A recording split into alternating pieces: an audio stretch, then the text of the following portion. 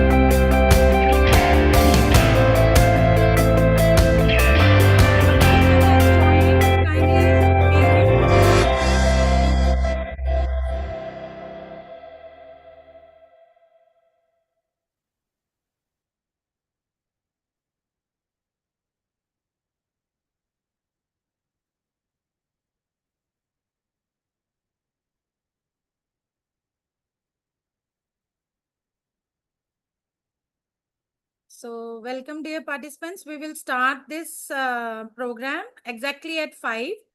So just 5 minutes more to go. And let's wait for the participants to join.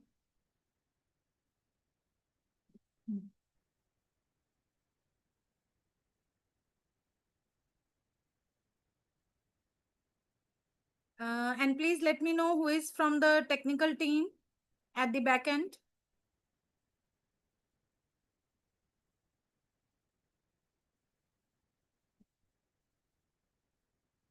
Shrutika or Ankit, who is handling the Zoom? Ma'am, Ankit and Anju is there. Yeah, sorry? Ma'am, Anju? Ankit sir and Anju is there, ma'am. Ankit is handling the Zoom?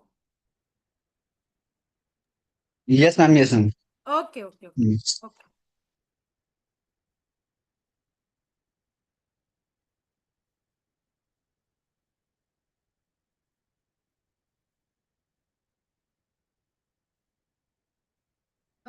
So post a message in the participants group to join immediately because sir has already joined.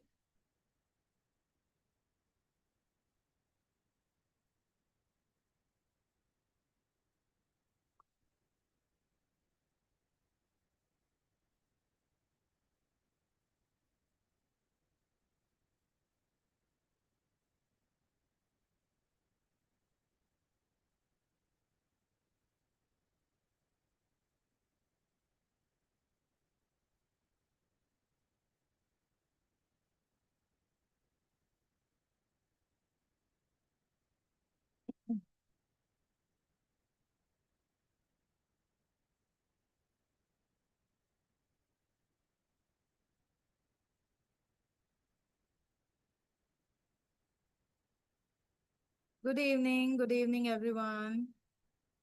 Good evening, Anirban Sen sir.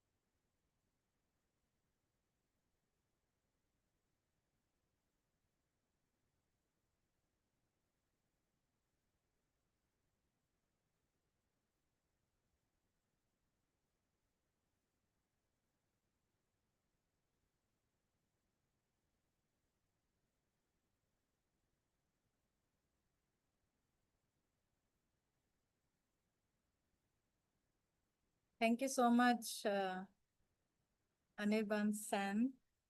Thank you.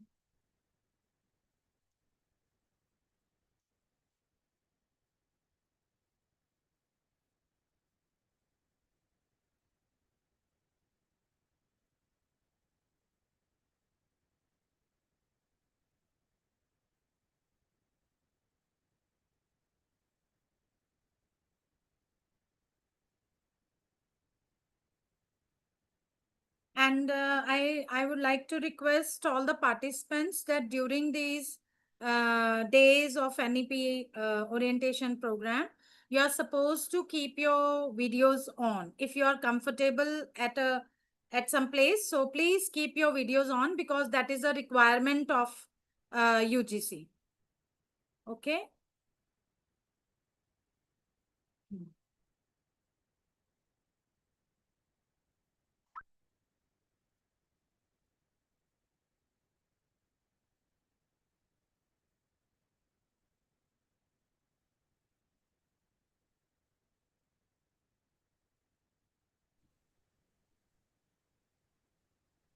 Good evening, sir. Good evening. Good Good evening. evening, sir. How are you? Fine? I'm good, sir. Thank you so much. And sir, welcome once Thank you. again in this Thank you. FTP. Thank And you. it is always nice to see you Oh. every time. Yes, sir. Thank you. So, yes. So, so it's 5 p.m. Should we start, sir? Or should we wait for 1-2 minutes? We can wait for 1 or 2 minutes, the Yes. maximum, then, because Yes, sir.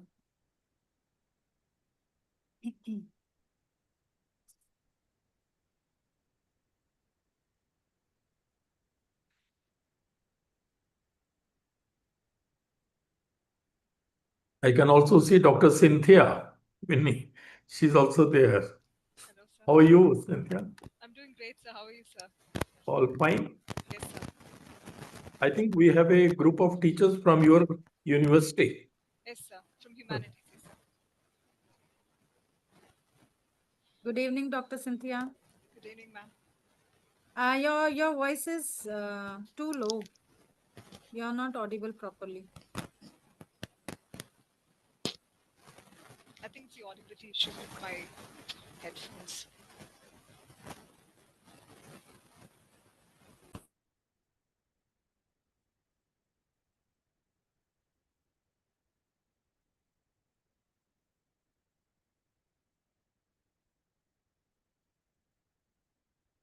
I think we can start now. Let's Yes, not sir. delay. Yes, yes. So please allow me to share the screen. So I'm going to share the screen now. I hope my screen is visible. Is it visible? Yes, yes. Oh, okay, sir. So I welcome, first of all, good evening, everyone. And I welcome everyone present here on behalf of GAD-MMTTC. And just a minute, please. Yes, on behalf of GAD-MMTTC, so I am delighted to welcome all the distinguished participants who have joined us from different parts of the India for the first day of NEP orientation and sensitization program. And it is indeed a privilege to host such a diverse gathering of educators, scholars, and professionals united with the common goal of understanding the implementing the version of NEP. So on this NEP program is actually organized by Ministry of Education. This center is actually is provided by Ministry of Education, Government of India, and it is sponsored by UGC under the name Malviya Mission Teacher Training Center, and it is GAD-MMTTC, which was formerly known as GAD-TLC. And this GAD-TLC center is situated in SGTB Khalsa College, University of Delhi. And this program is sponsored in collaboration with Christu Jayanti College Autonomous Bangalore and Mount Carmel College Autonomous Bangalore.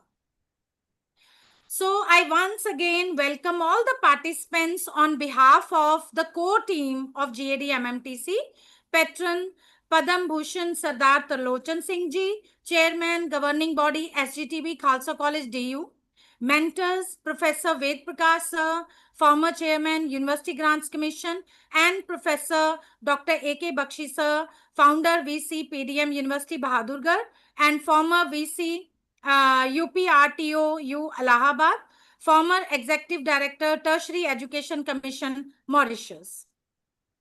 I once again welcome all of you on the behalf of executive team of UGC-MMTC, Professor Gurmohinder Singh Sir.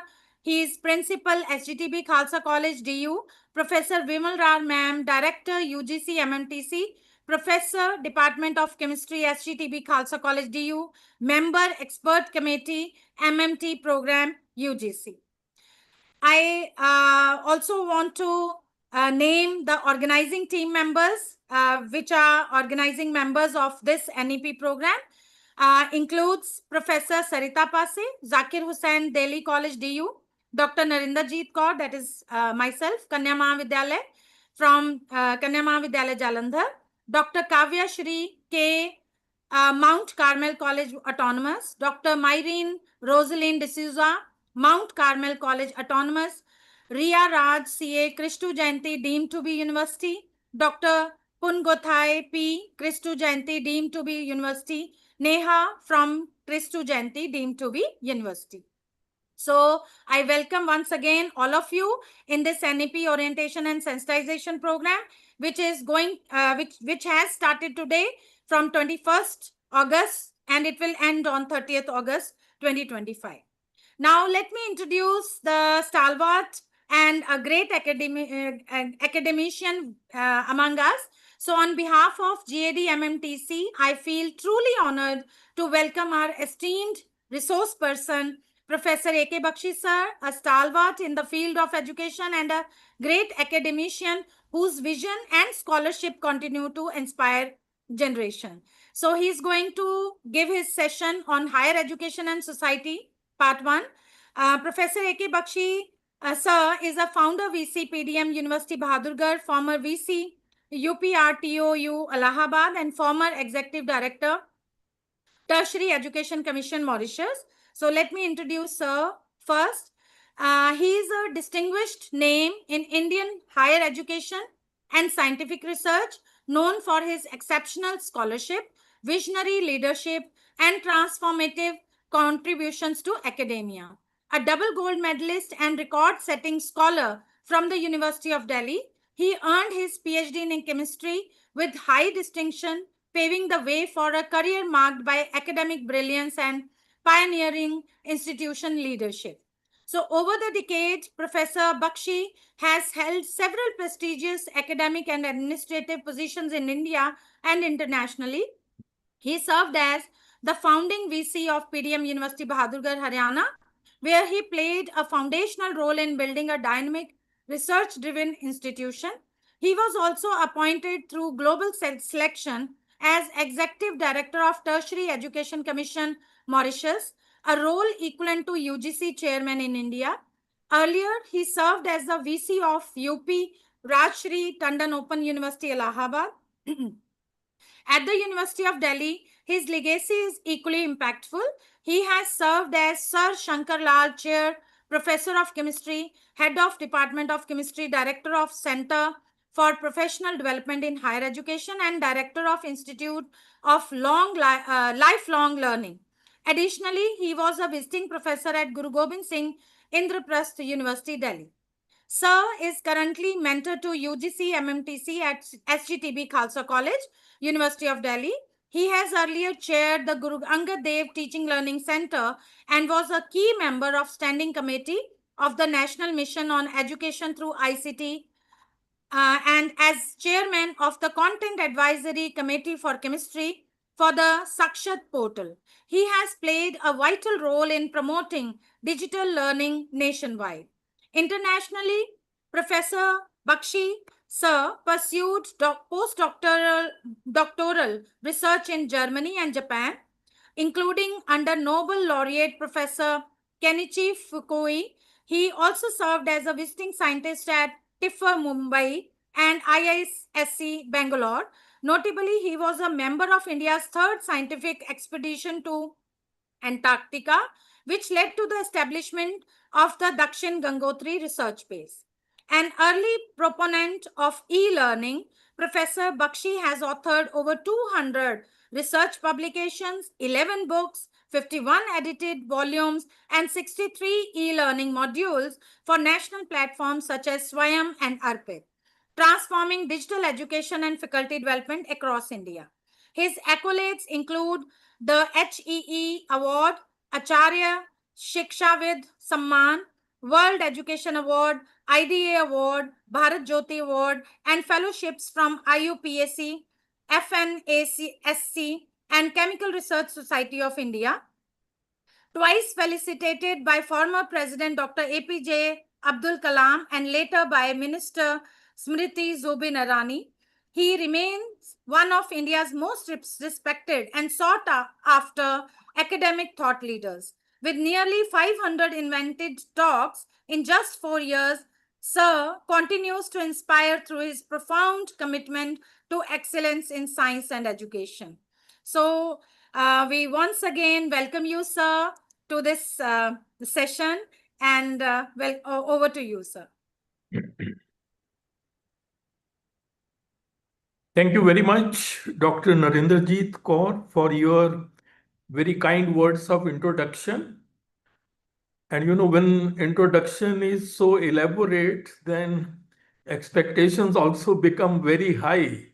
And if you do not come up to the expectations, then disappointments are also high. Therefore, that puts a lot of responsibility on the speaker.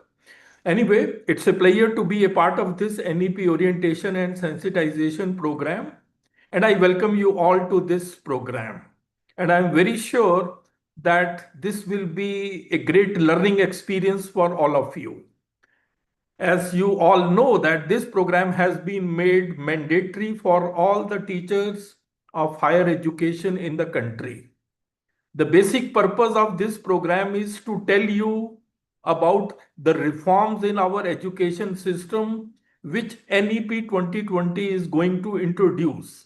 That is one thing. And secondly, you will also be told why all those things are necessary. Because if some new policy comes, it is with some reason, it is with some purpose. So you have to understand that.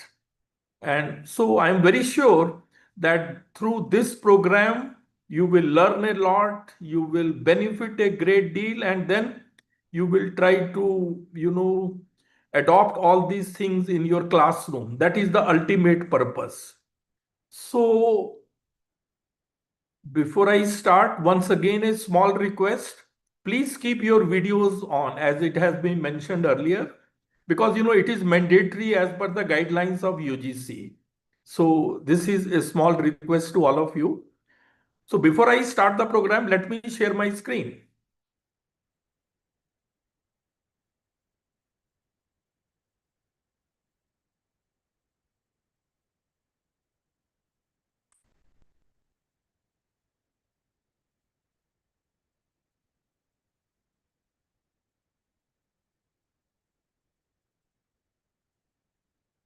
So this is the title of this talk.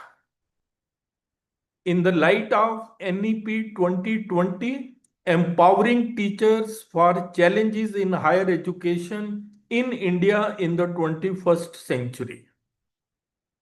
So this is going to be a very important talk because this will tell you about all the challenges which lie ahead in higher education in India in the years to come.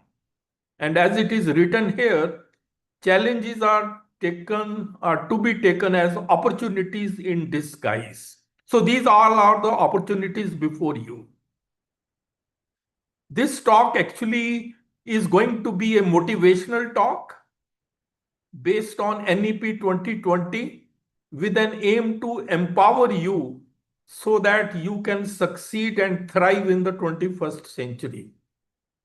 And believe you me, this is going to be a game changer for each one of you. It will really tell you how you can be professionally successful in future. This talk is based on my conceptualization and experience, and it will prepare you for facing the challenges in your professional life and even in your personal life. The thinking behind the talk is, give a man a fish and you feed him for a day. Teach a man how to fish and you feed him for a lifetime. So this talk is like feeding you for a lifetime. This talk will be in two parts. In the first part, which will be just an introduction, I will talk about some salient features of NEP 2020. And then in the second part, I will talk about all the challenges. So that is how this talk has been planned. Now, what is the spirit behind the National Education Policy 2020? See, it is an education policy. And please remember that education is relevant and of quality only when it is able to serve the needs of the changing society. Otherwise, education has no meaning. And in the 21st century, world is changing very, very fast, mainly because of technological advancements. Needs of the society are changing. Therefore, this policy proposes various reforms in education which are suited to 21st century needs. So this point you have to keep it in your mind. And if you look at the document of NEP 2020, it's a visionary document which expresses the aspirations of the nation and which aims at making India a global knowledge superpower. This is one of the aims, that India should become superpower not only in terms of knowledge dissemination, that is teaching learning, but also in terms of knowledge creation, that is research. So both research and teaching are very, very important. That is the point which it wants to highlight. And second is to make India a global study destination. That means our higher educational institutions should become so good that learners from all over the world come to India for their higher studies. So these are broadly the two major aims. And one thing you must remember, you are all in higher education, you have to keep it in mind that research creates new knowledge, while teaching spreads existing knowledge. So you can see there is a difference. No doubt both are important, but research is certainly more important. Teaching is like lighting the lamp, while research is like building the road ahead. So you can understand the difference and the importance of both of them. See why I am saying this? Because many of our teachers, they are not very serious about research. But in the years to come, you will have to become. Because the way, the needs are changing, the way education system is changing, scenario is changing. In future, more emphasis is going to be on research. Then, ultimately, through research, this policy talks about making India a vibrant knowledge society. Now, what is the meaning of vibrant knowledge society? See, it is a dynamic community where knowledge is actively created. Knowledge actively created means you do research. Then that is shared and utilized to drive innovation, economic growth, and social well-being. So everything revolves around research, knowledge creation. So there is a lot of focus on research and innovation in this policy. And then it talks about creating a National Research Foundation, NRF, which is going to be the apex body which will be funding the various research projects. And generally, preference will be given to those projects which are globally competent but locally relevant. This is going to be very, very important.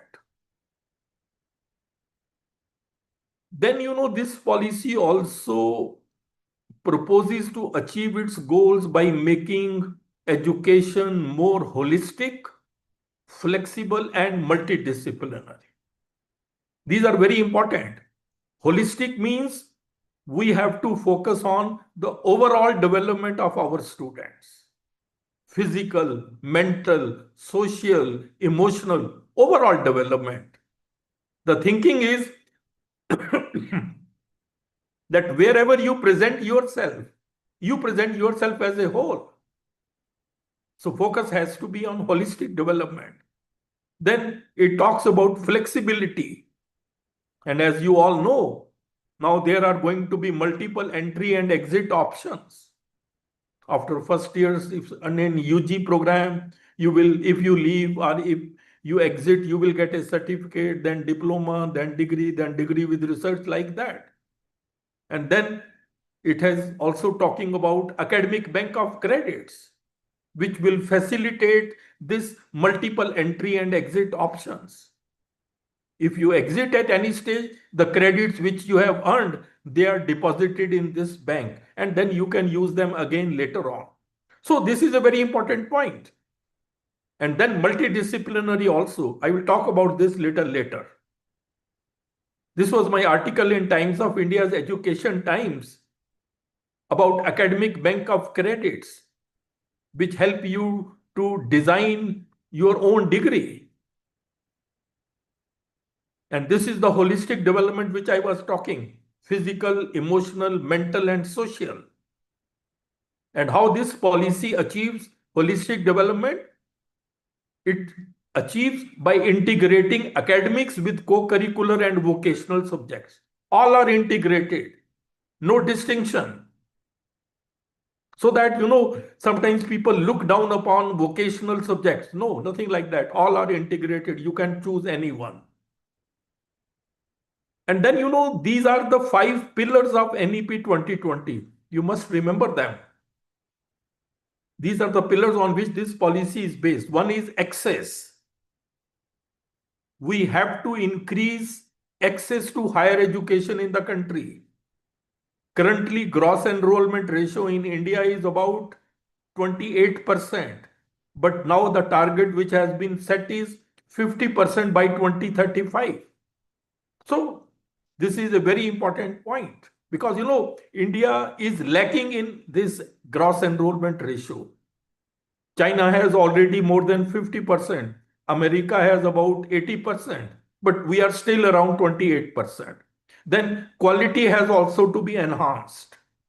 Then education needs to be imparted with equity, fair, social, no discrimination. Then education should also be affordable so that the weaker section of the society can also have access to education. And then there should be accountability in education.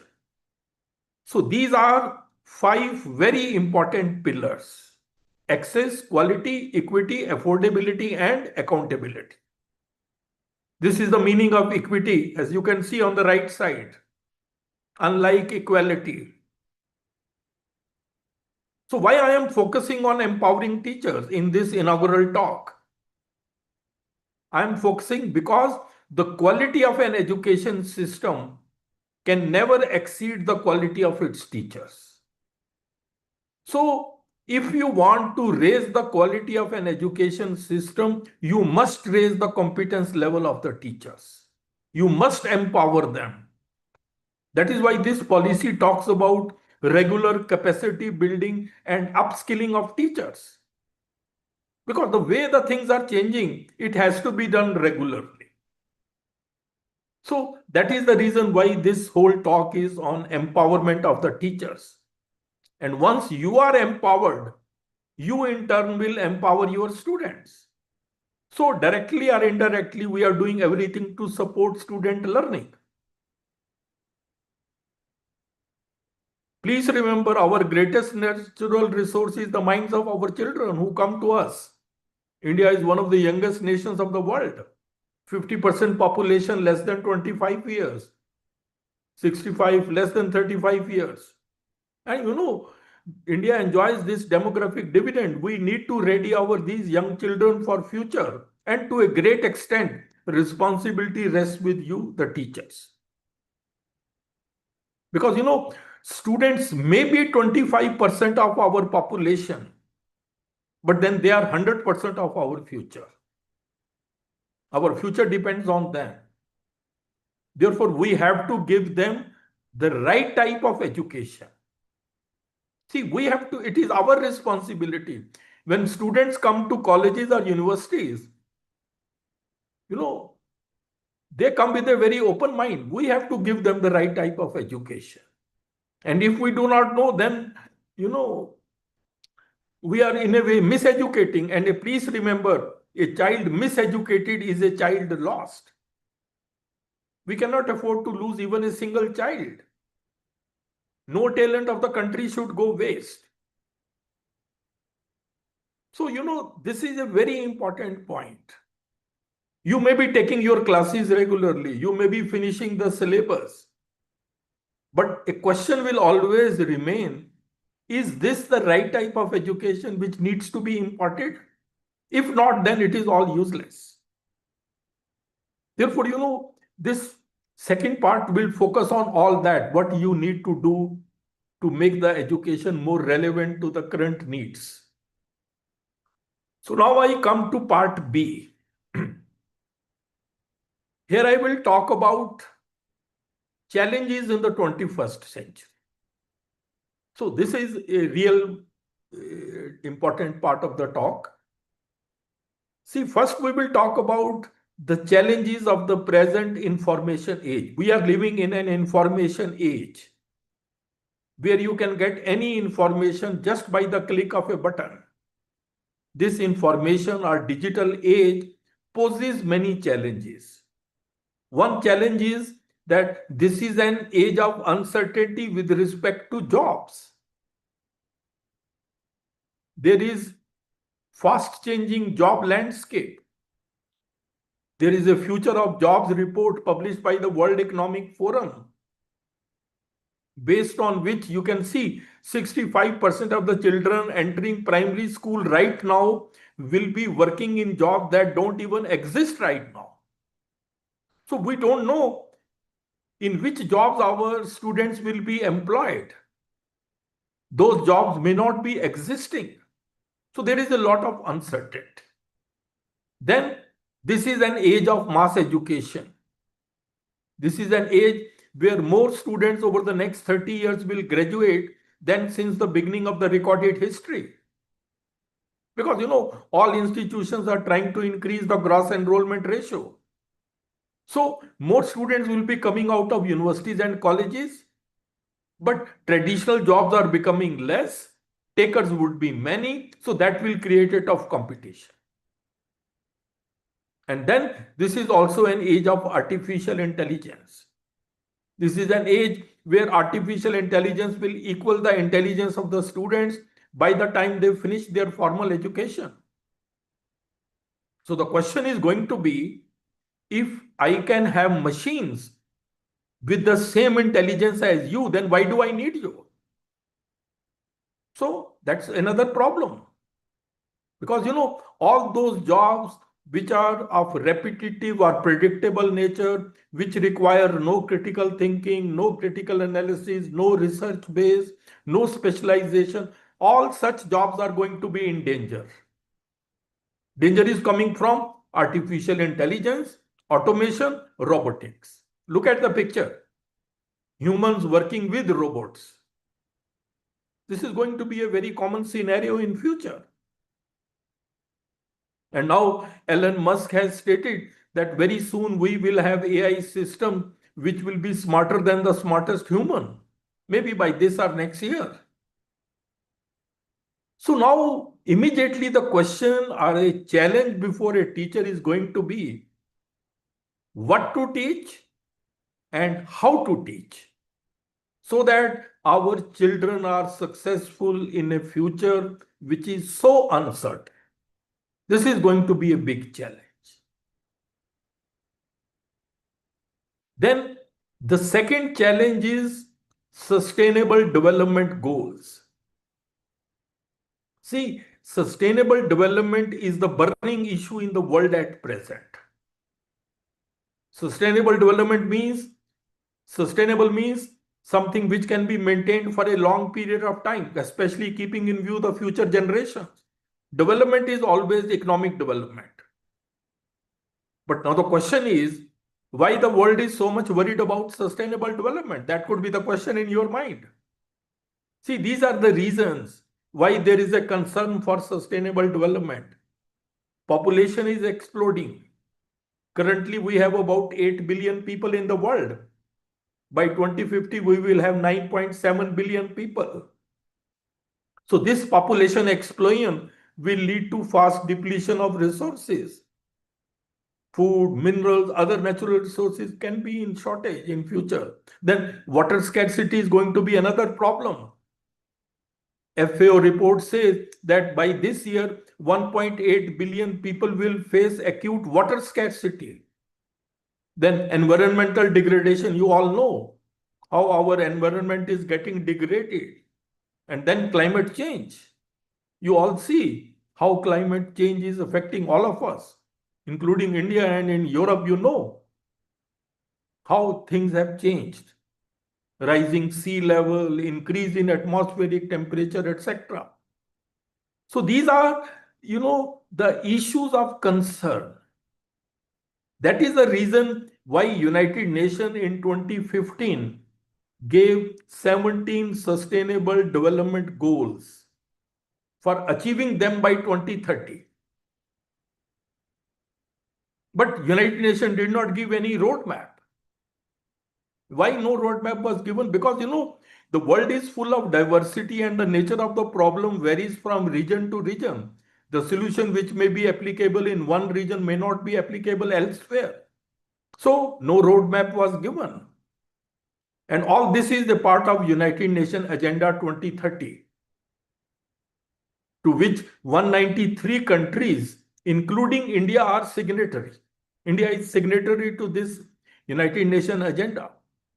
And all these goals have to be achieved by 2030. And if you look at these goals, look at on the right side.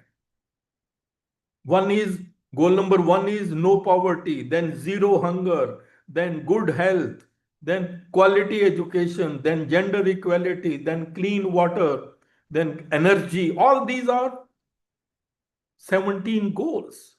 And if you look at these goals carefully, they represent real world problems. So these goals are real world problems. They are very complex. And if you want to solve those problems, you need knowledge of several different disciplines. That is why, multidisciplinary education is now becoming popular. Please remember, no real world problem can be solved just by the knowledge of one discipline. No, it will not be possible. For example, look at climate change. You need knowledge of climatology, political science, economics, green technology, sociology, and many more. So now you can understand why our policy also talks about multidisciplinary education. Because it will allow students to gain a deeper understanding of any subject through the lens of different disciplines. It will make students more creative and flexible in their thinking. This is the advantage of multidisciplinary.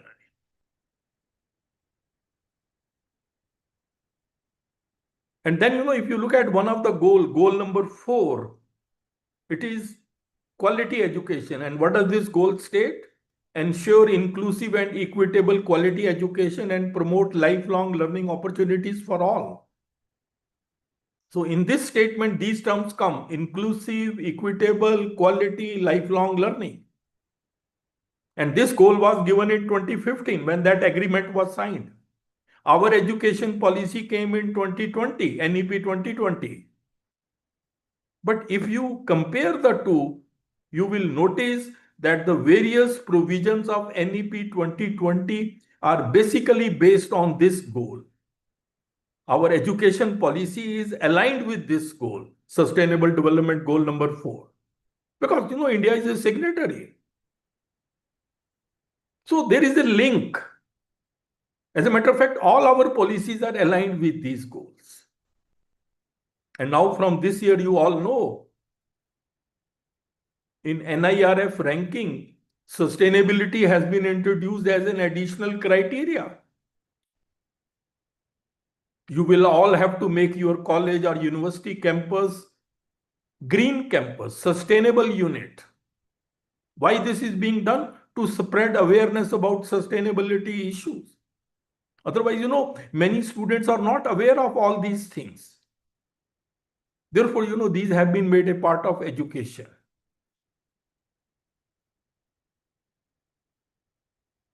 And then, you may also ask the question, how it is a challenge for a teacher in higher education. This is a challenge because, if you want to achieve various goals, you may have to do research at various fronts.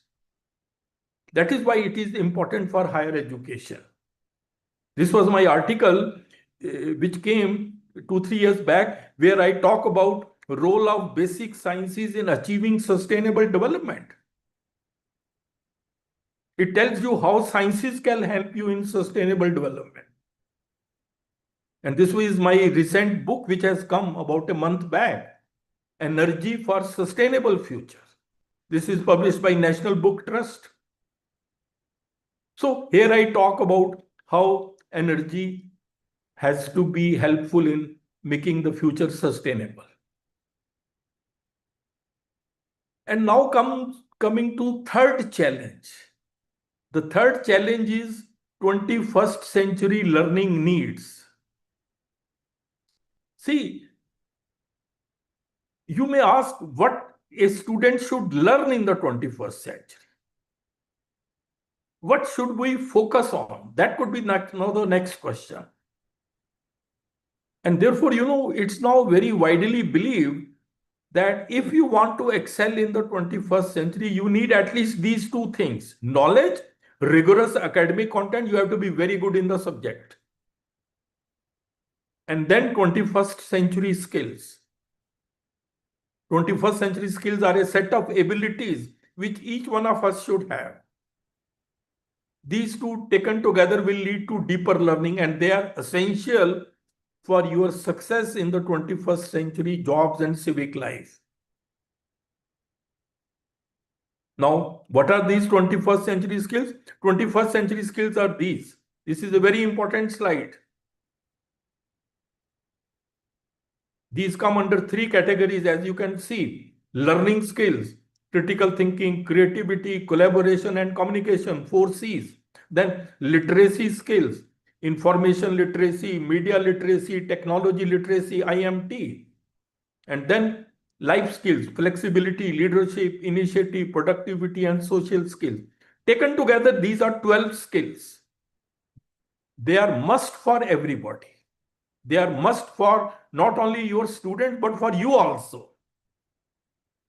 If you have these skills, they will elevate your job performance. You will be doing much better in your jobs. Now, artificial intelligence cannot replicate these skills. You cannot have machines with these skills. You can't have a machine which is critically thinking, or which is creative, or which is having leadership quality. So these are really personal skills. And they are very, very important, these 12 skills. And therefore, quality education in the 21st century is this. This is the most important slide. Quality education in the 21st century needs to focus on these three things. Knowledge. What type of knowledge? Disciplinary, interdisciplinary, and practical. Number one. Second is 21st century skills, which I just mentioned. And then some domain specific skill, some skills specific to your discipline. And third thing is your personality, your values, your attitude, your traits. All three are very important, and these three determine your competence for any profession. You may be in any profession. You need these three skills. They will help you do better. Nature of knowledge may vary, but all the three things are important. So we need to focus on all the three things. These are the learning needs of the 21st century. See, when we were students, focus was mainly on imparting knowledge. Nobody talked much about skills or personality. They thought everybody will have something. But now all are very equally important. That is why, so many universities and colleges are focusing on skill enhancement courses to strengthen second point, or value-added courses to strengthen the third point. And these three will determine your competence. Because, please remember that success in today's world demands not just knowledge, but also 21st century skills and strong personality to innovate and navigate a rapidly changing technology-driven world. You need all the three. So acquiring competence should be the goal of quality education. So this is the summary of what I said. Quality education has to focus on all the three things. If you are not doing this, then you are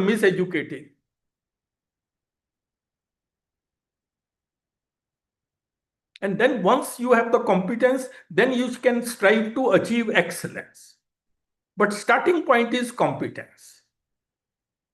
And through various efforts, you can then excel also.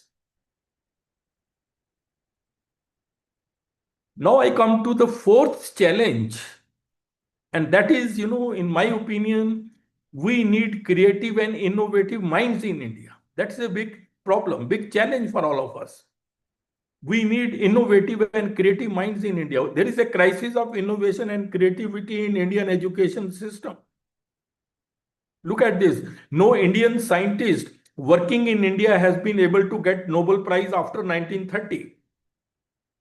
C.V. Raman was the person who got it in 1930 for the discovery of his Raman effect. And 28th February, we celebrate as National Science Day because this was the day when he announced his discovery of Raman effect. Nobody has got it in chemistry. These people did get Nobel Prize, but they were non-resident Indians. Even Amartya Sen, although he is an Indian, but for years he has been working abroad.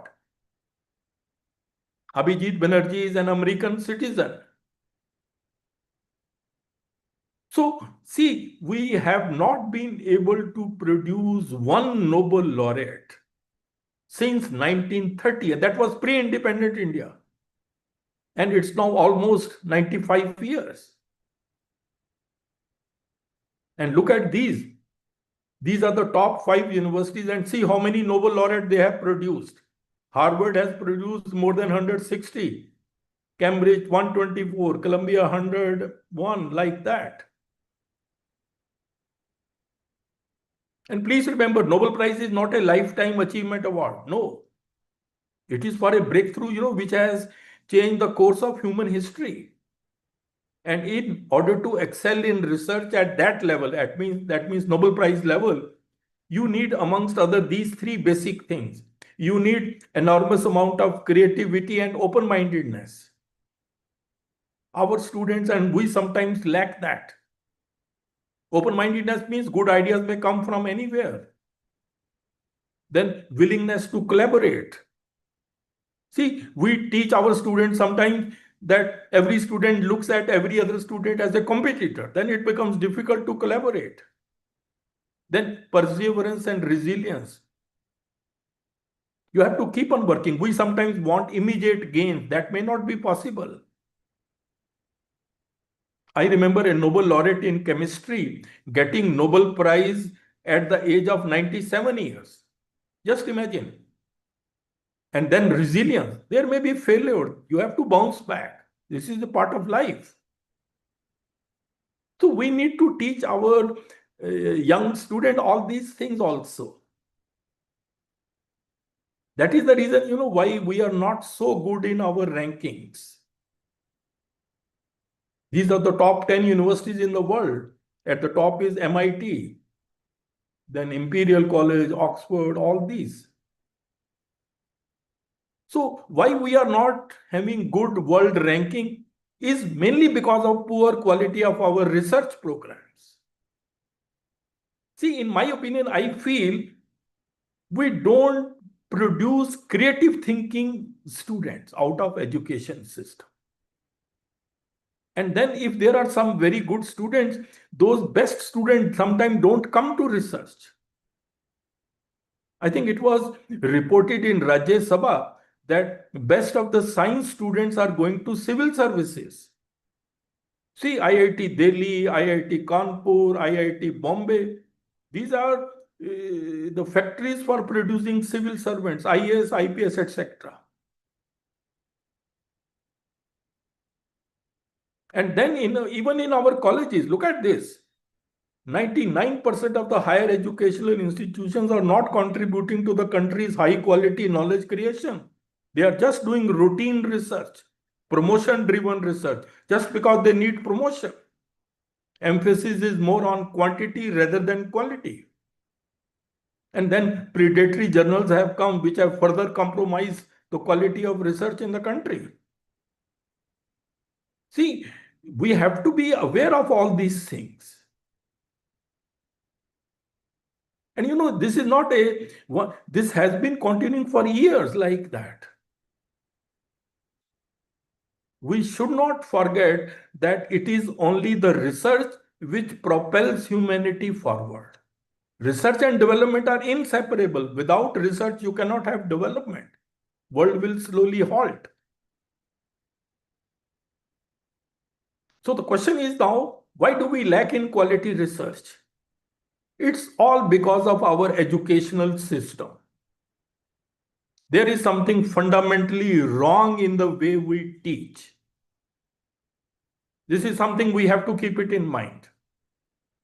And look at this small video, just 2 minutes, but it will explain many things. Please just attend to this. For decades, people have been finding hundreds of flaws in the education system. No conceptual understanding, no creativity, children are stressed, and the list goes on. All these are symptoms. But what is the root cause to all this? What is the fundamental flaw in the education system? Let us play a rapid-fire game. You have 1 second to answer every question. Let's start. First question. A4? Okay, no more questions. Did you think apple first? 98% of people are most likely to think so. Because that was what we were told in our kindergarten. Imagine that this was done differently. Say we had asked you for all the words starting with A, ant, ace, April, apt. Different answers would have popped out of everyone's head. Do you see where the problem is? Before children start going to school, every child is unique. Every child thinks different. But the education system makes every child think the same. This is the fundamental flaw in the education system. Why did this start? During the Industrial Revolution in the 18th century, the education system was designed to make children ready to work in factories. The factories did not require people to think, but to only work like robots. So, the education system stripped children of their freedom to think and destroyed their true potential. The same education system continues even today. Only the industries have changed. A study by NASA shows that 98% of children think different before they start going to school. As they go through this education system, at 25 years of age, only 2% think different, and 98% think the same. So how does the education system make every child the same? Let's go back to the apple example. Kindergarten lessons told us that A is for apple. We asked you for words that start with A. Our education system gave us the answers. We asked you a question. Answers make you the same. Questions make you different. Right from kindergarten, the education system keeps giving answers. Instead of asking children how plants make food, the science teacher gives you the definition of photosynthesis. Instead of asking them to describe the sun, the teacher tells them that the sun is a ball of fire at the center of the solar system. Through their years in school, children lose the capability to think on their own. Whether it is their choice of career or their relationship or any situation in life, they become. So you can see how our education system strips the children of their ability to think on their own. We give ready-made answers to them and then directly or indirectly ask the same thing in examination. Is that the purpose of education? And please remember, our education system that way is outdated. It does not encourage thinking, innovation, and creativity amongst the students. And without creativity, there can be no progress because we would be just repeating the same thing. Therefore, this was my article came back. This is about the crisis of innovation and creativity. The title is India's Future is in Innovation, Make Education More Creative. This was my another article in Education Times of the Times of India, the creativity crisis in the Indian education system.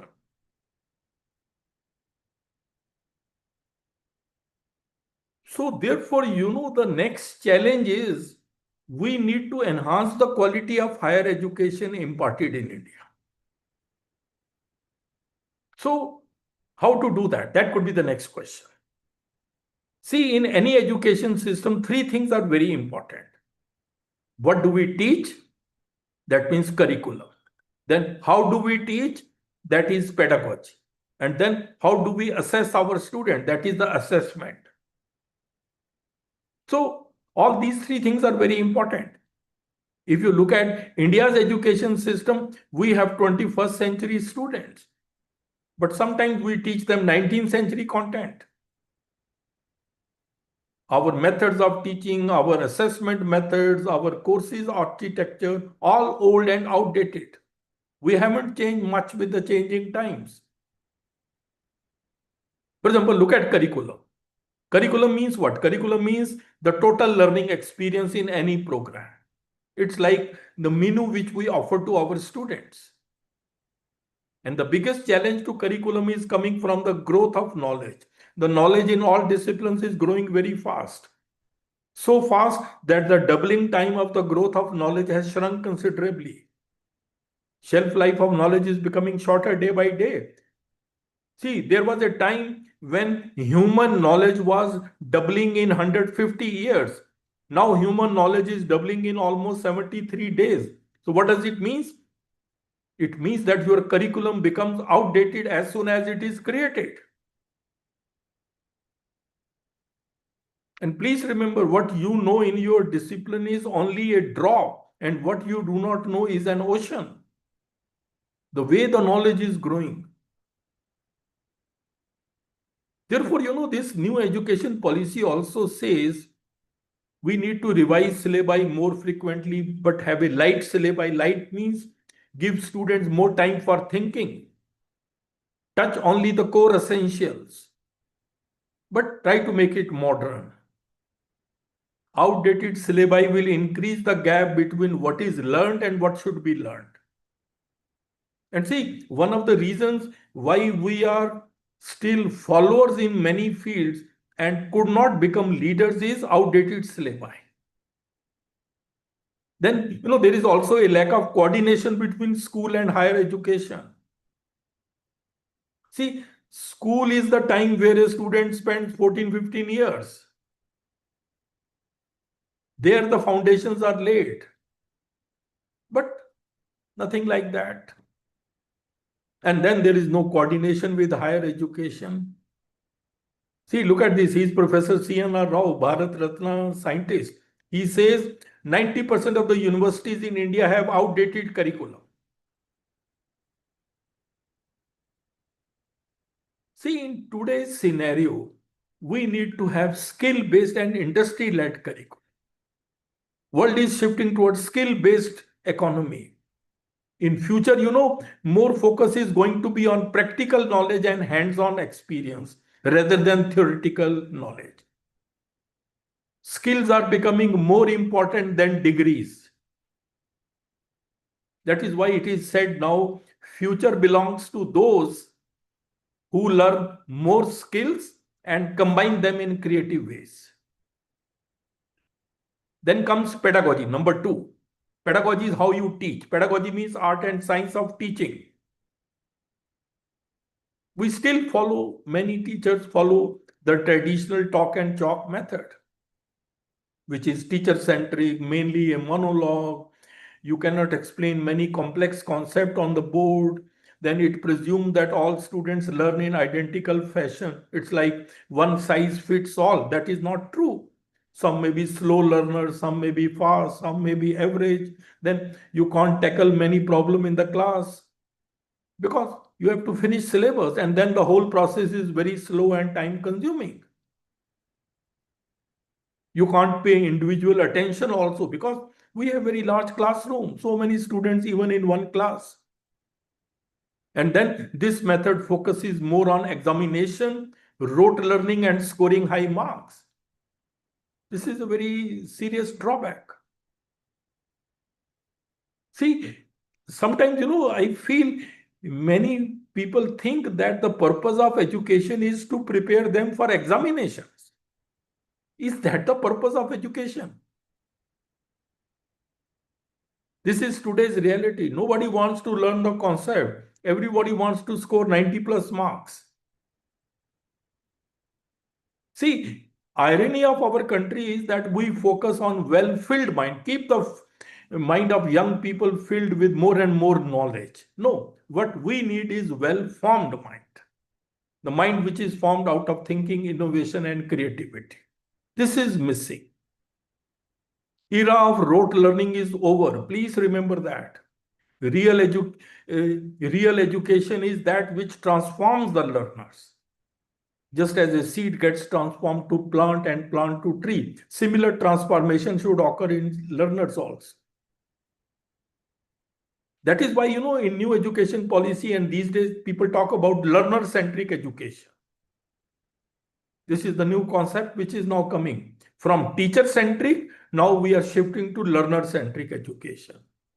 The thinking is that students will learn best when they are engrossed in the topic, motivated to seek out new knowledge and skills because they need them to solve the problems at hand. Let learners do everything. You will be just a facilitator. And all this is possible in today's information age where so many sources are there. And that is why, people these days talk about outcome-based education. What is the thinking? Have you ever thought what is the thinking about outcome-based education? See, earlier the thinking was teachers used to think, oh, I have finished syllabus, I have taken all my lectures, I have complete course, so I have done very well. But now the thinking is different. Now they want that what you have done, what you have finished is not important. What is important is whether students have achieved the desired outcomes or not. That is the focus. We should not only produce graduates, we should produce capable graduates. So what does it mean? Learning is now more important than teaching. You may use flexible methods, any method, but ultimately outcome must be achieved. You may use assessment methods also. Accordingly, assessment should also be to test your, application ability, problem solving ability, rather than to test your rote learning capacity, memorization. No. So this is the thinking behind outcome-based education. So this is one major shift in the pedagogy. And outcome-based education, outcome-based education is the destination. Learner-centric education is the pathway. Through various learner-centric methods, you ultimately achieve outcome-based education. And through learner-centric education, learners will become active, highly independent, and creative thinkers because they will do everything on their own. Whether it is a project-based learning, whether it is a problem-based learning, they will work. You will only help them. That is why it is said, if you teach today's student as we taught yesterday, we are going to rob them of tomorrow. We will have to change with the changing times.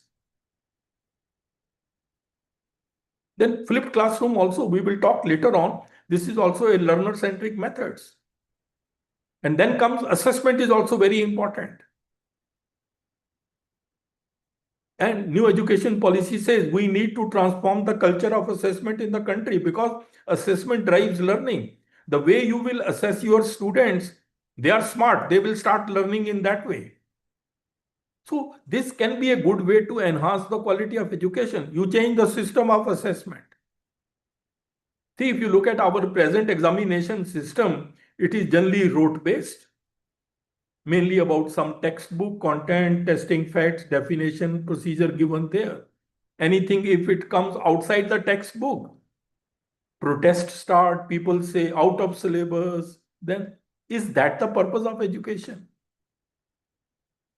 Assessment process needs to be made more scientific to encourage multiple skills of the students.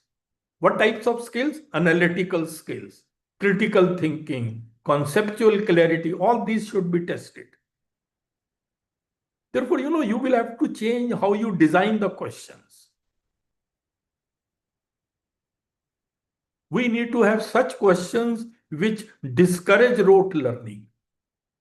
which test conceptual clarity, which encourage thinking, innovation, and creativity, which deal with real life situations, unfamiliar situations, and which enhance problem solving and analytical abilities of the students. But setting even one question like this is a very big challenge. We will have to think, we will have to change the way we set question papers. See, the world has changed. And even now, people talk about competency-based assessment. What is the thinking? See, I told you this slide earlier. Education gives you knowledge, skills, and personality. And these three things determine your competence. So competency-based assessment means the question which you test, they should test all the three. Because these are the learning needs, knowledge, skills, and personality. So all the three things should be tested also. In most of our exam, we test only knowledge. Personality and skills are hardly tested. And even we are not capable to test such things. We have not been trained. But you all teachers can play a very important role. We have about more than 4 crore students in higher education. What type of exams, what type of assessment you give, your competence, your creativity, your skills also matter a lot. So this is a big challenge. The sixth challenge is we need to embrace technology and become tech savvy. This is another big challenge. Because it is difficult to imagine education without technology in the 21st century. And even new education policy says the relationship between technology and education at all levels is bidirectional. What does it mean? That technology enhances the quality of education, and enhanced quality of education then further helps in improving the technology. So they feed on each other. And you will all agree that technology has totally changed the way education is imparted now. Everything has changed, mainly because of technology. So you will all have to become tech savvy, irrespective of your age group. Some people say, oh, I am about to retire in 5-10 years. No, for the sake of students, you will have to change. So teachers must become tech savvy. This is a big challenge. Being tech savvy is no longer optional. It is essential for providing high quality education, meeting the needs of modern students, and preparing them for a technology driven world. And one thing you should all remember, and this needs to be emphasized to the students also, technology is only a tool. It's up to us how we use it. Human ingenuity blended with technology can do wonders. Human creativity, vision, and problem-solving ability can really unlock the potential of technology. You need human ingenuity. You need vision. You need your creativity. And even, excessive use of technology by the students should be, has impacted their creativity adversely. Our students have stopped thinking. For every small thing, they will use some tool and go to that and internet and do that.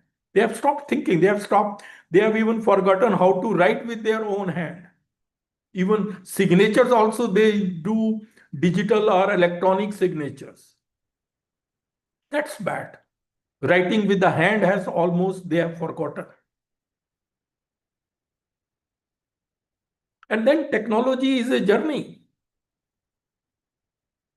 Artificial intelligence is now coming, which is redefining the education. Artificial intelligence is revolutionizing the way we teach, learn, and research. What I mean to say is you all will have to become tech savvy. This is a very big challenge.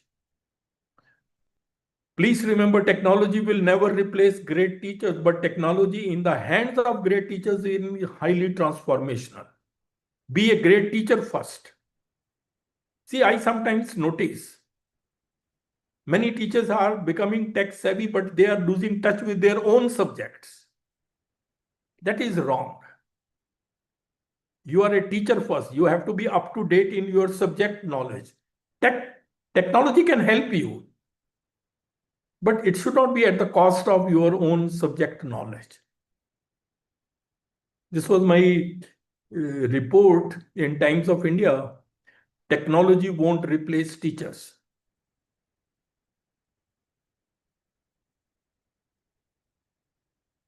And now, in the light of this, the next challenge is that the roles of the teachers are also going to change. This also you have to be ready, because roles of the teachers are going to change significantly in the 21st century. See, there was a time when teacher was considered to be the only source of knowledge. Not now. Now there are multiple sources of knowledge. Tell me what you teach in the class which students cannot get from various other sources.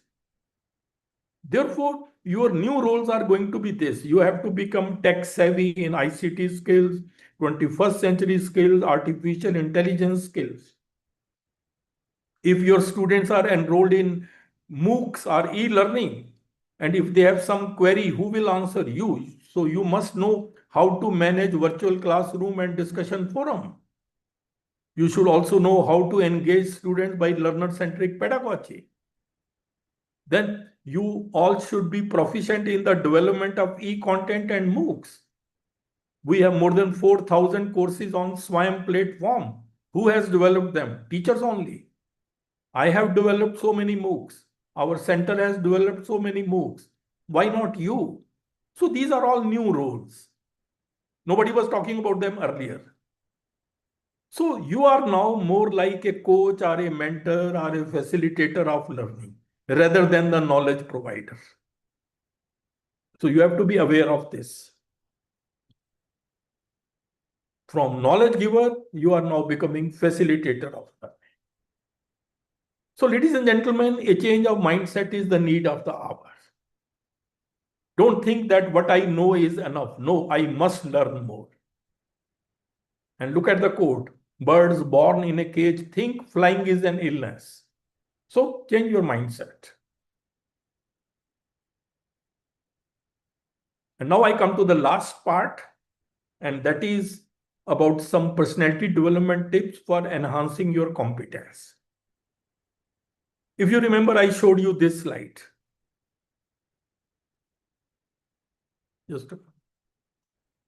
Sorry. That your competence will be determined by knowledge, skills, and personality. These are the learning needs of the 21st century.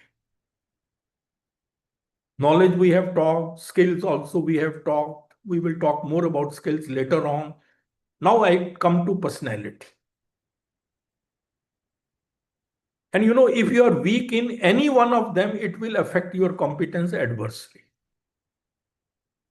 And by personality, I mean a set of traits and behavior that characterize an individual. Personality doesn't mean your looks only. Please remember that. And why personality is important? Look at this. 87% of all people fail not because of capability, but because of personality.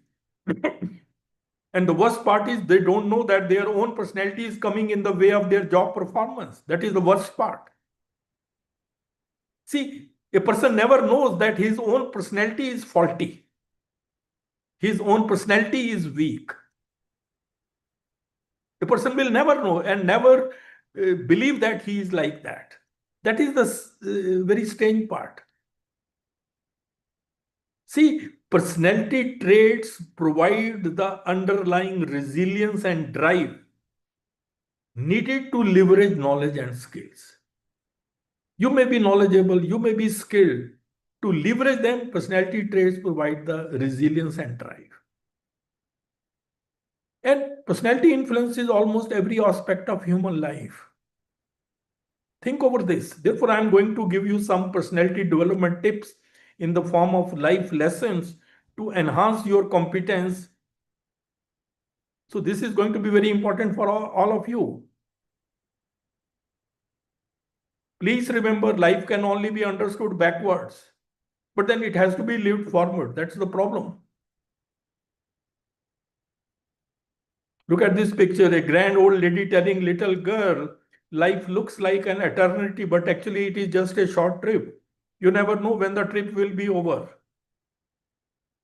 And you know, we all in reality are approaching our death slowly.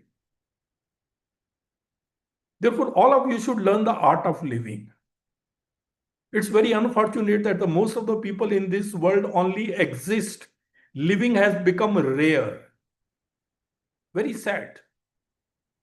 Art of living means capability to draw pleasure from life and to succeed in the greatest test called life. Life itself is a great test. You have to be successful in that. And please remember, you only live once.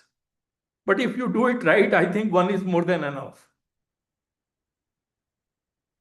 So what are the tips? First tip, in my opinion, this is all my personal, what I have learned in my life. Be proactive in life. See, everyone chooses how to approach life. If you are proactive, you focus on preparing. If you are reactive, you end up focusing on repairing. So proactive people are able to take initiative, they are able to make choices, and hence they are able to control outcomes. So these are the benefits of being proactive. That's why it is said, you know, the secret of success is to be ready when the opportunity comes. How can you be ready? You can be ready only if you are proactive. Number two, come out of your comfort zone.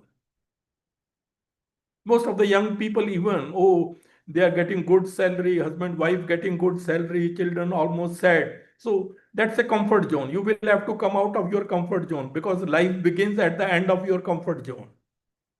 It's only after you have stepped out of your comfort zone that you begin to change, grow, and transform.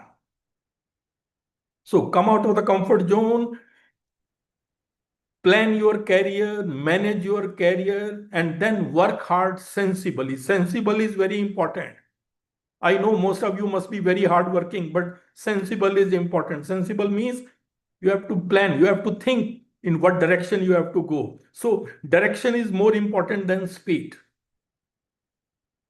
Choose your direction very carefully. Of course, you are free to choose any direction, but then you will not be free from the consequences of your choice. Very important. Many students, many teachers I have seen, they never plan, they never manage their career well. And by the time they realize this, it is already too late. And once you are on the right direction, then life is a process. No one rises suddenly in the world, not even the sun. But you have to be persistent and have a never give up attitude. Then next is self-belief is very important. Look at this quote. A bird sitting on a tree is never afraid of the branch breaking because her trust is not in the branch but in her own wings. That sort of confidence you should have. This confidence may not give you success, but it will give you the power to face the challenges of life. That is the importance of having this self-belief. Then self-discipline. This is a very, very, very important point. Self-discipline means mastery over your thoughts. If you can control what you think, you can always control what you do. Because you know, there is nothing in this world that can trouble you more than your own thoughts. And we are thinking always. Cages are not made of iron, they are made of thoughts.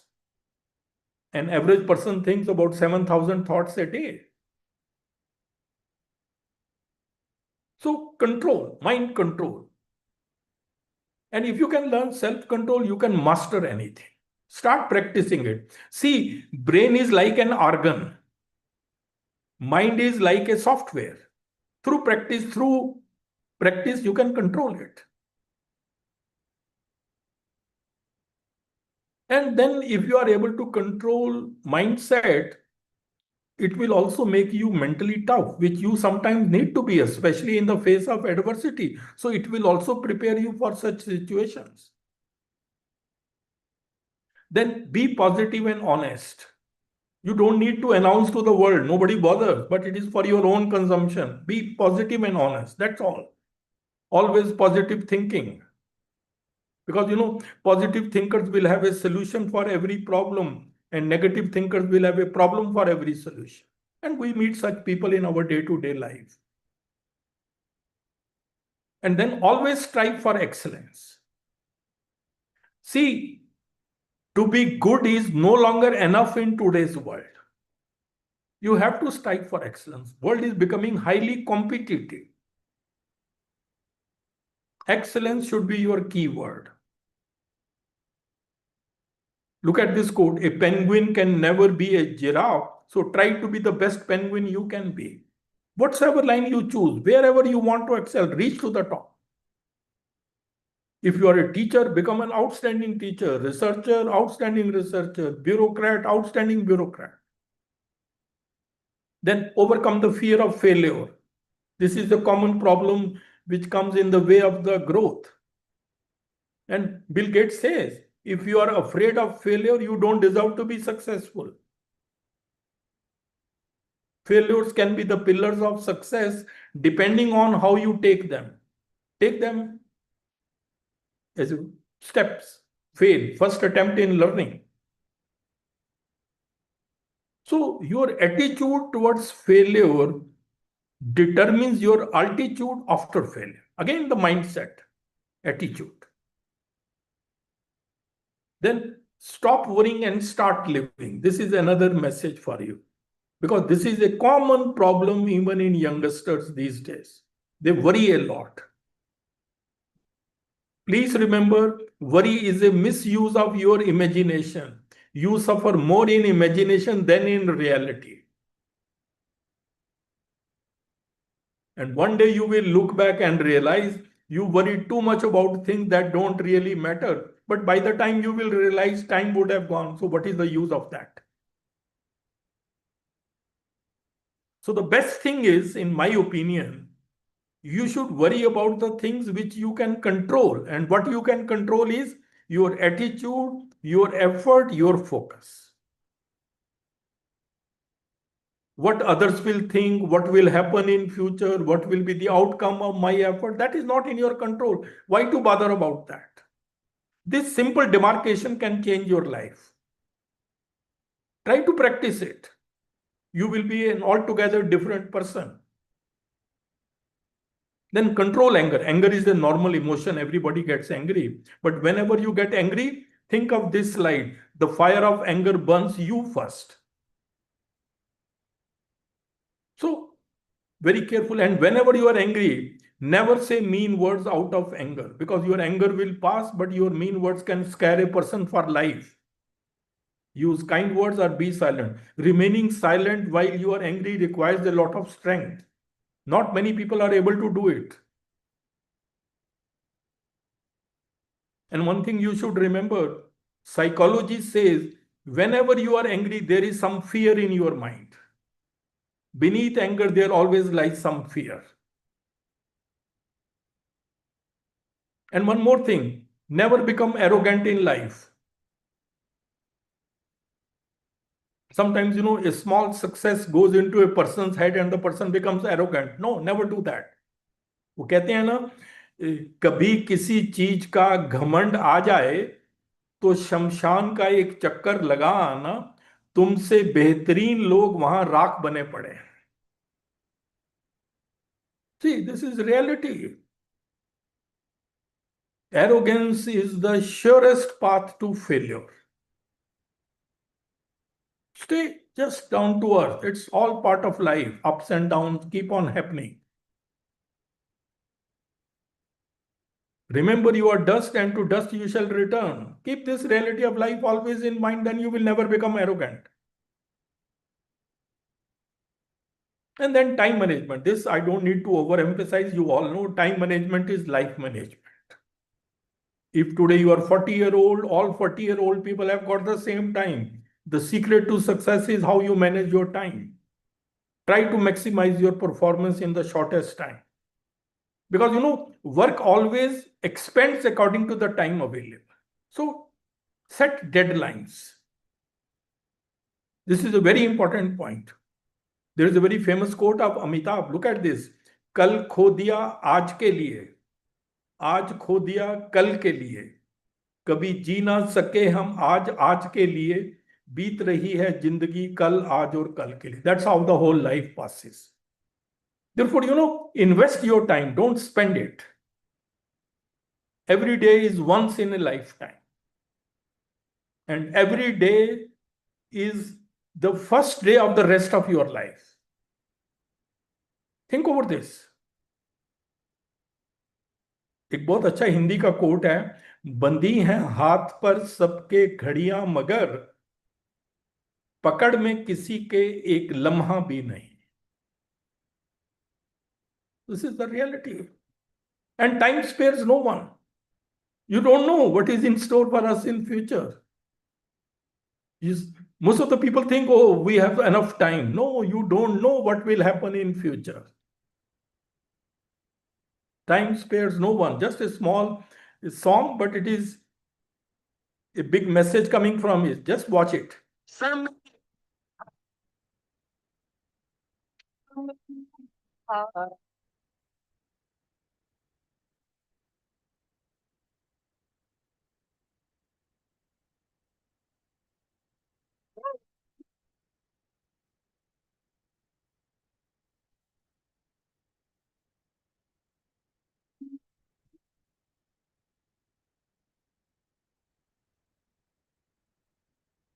See, all these were great actors, so much fan following.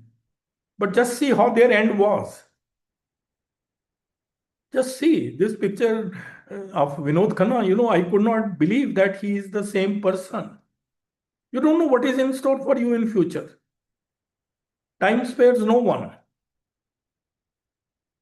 Therefore, what is the lesson from this? Lesson is live in the moment. Live in the present. The present moment is the only moment available to us, and it is the door to all moments. Life becomes more meaningful if you realize the simple fact that you will never get the same moment twice. This is a very good quote. Look at this. मैं कल को तलाशता रहा दिन भर और शाम होते होते मेरा आज भी चला गया. Just think. So, ladies and gentlemen, at the end of the day, you will all agree your biggest competition is with you only. You have to become the master of your mind, not the puppet of your mind. Be your own king, and you are a king if you know how to rule yourself. All the things which I told, it is all just like ruling yourself. Once you are successful, then you will be the master. That is why it is said, you don't have the problem, you are the problem. Think over this. स्वर्ग भी तू है, नर्क भी तू है. इन दोनों का फर्क भी तू है. जिंदगी छोटी नहीं होती, लोग जीना ही देरी से शुरू करते हैं. और जब तक रास्ते समझ में आते हैं, तब तक तो लौटने का वक्त हो जाता है. And then it's never too late to be what you might have been. Still, you can change your life. That is what I mean when I said these values and personality, they are very important. Art of living is very important. That is why quality education, I said, knowledge, skills, and personality, all are taken to be taken. That is the holistic development. So challenges keep us fresh. See, there is a famous quote, a ship is safe in harbor, but that's not what ships are built for. Similarly, humans are not designed to be happy in status quo. Continue to remain dissatisfied so that you can become better and better. Because challenges are what keep us fresh. Don't take every challenge as a problem. Take every problem as a challenge. Think over this. Challenges are the doorways to excellence, opportunities in disguise. All the challenges which I told in this talk, they are the opportunities for you. There is a very famous Chinese proverb, when the winds of change blow, some people build walls while others build windmills. It's up to you how you make use of the opportunities. Make use of the opportunities. Please remember that. These are the habits of the most successful people in the world from different walks of life. Strategic planning and deliverance. I told you direction is more important. That comes here. Laser sharp focus and determination. Focus on what you are working on. Risk-taking ability, courage, resilience, hard work and consistency. And then health and fitness are also very important. Because at one stage, you may realize that you have everything, but health has let you down. That should not happen. One day you will be just a memory for some people. Do your best to be a good one. I think this is the last slide. जिंदगी के रंगमंच पर अपना किरदार इतनी शिद्दत से निभाएं कि पर्दा गिरने के बाद भी तालियां बजती रहें. जिंदगी नहीं मिलेगी दोबारा. Thank you very much. It was a pleasure talking to you. And this is my email. This is my cell number. You can always be in touch. Any question, any query, you can write or talk to me. Do give your feedback, maybe in the chat box. So all the best. And I'm sure you will enjoy this whole program. And it will be a great learning experience for all of you. Thank you very much. Thank you so much, sir. So, dear participants, if you have any query or any thing you want to discuss with sir, please let me know.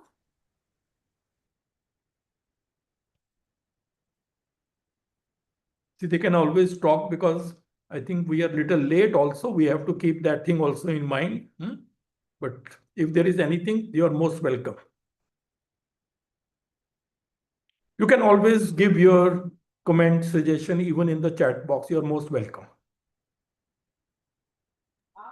Yes, dear participants, if you have any query or you want to discuss anything with sir about the topic, so the session is open.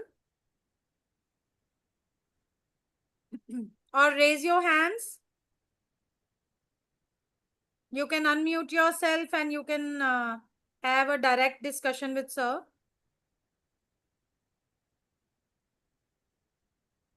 So many good comments are there in the chat. No, our participants are very liberal in their praise. So that's nice of them. Sir. So they are saying wonderful session, inspiring and motivating session. Mary Raymer is saying listening to you always is quite inspiring and comforting, and you help us keep our spirits high and be motivated. So many good comments are there, sir. Everybody is saying great session.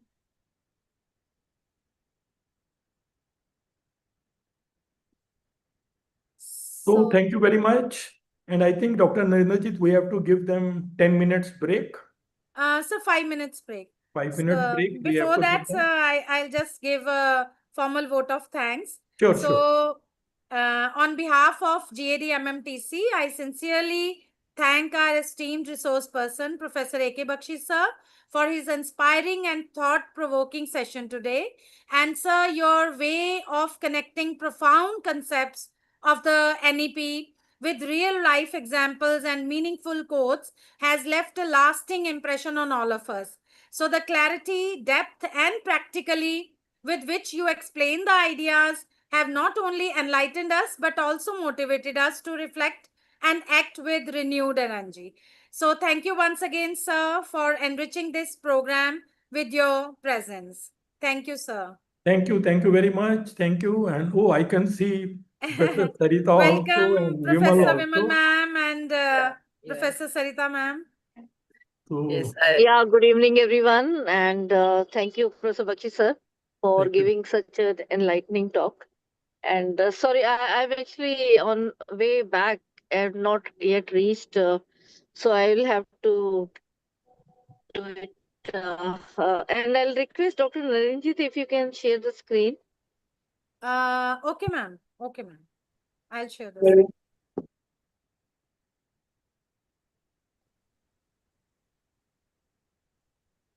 Ma'am, I hope my screen is visible. Just a minute. Yeah, make it full screen, please. Yes. Ma'am.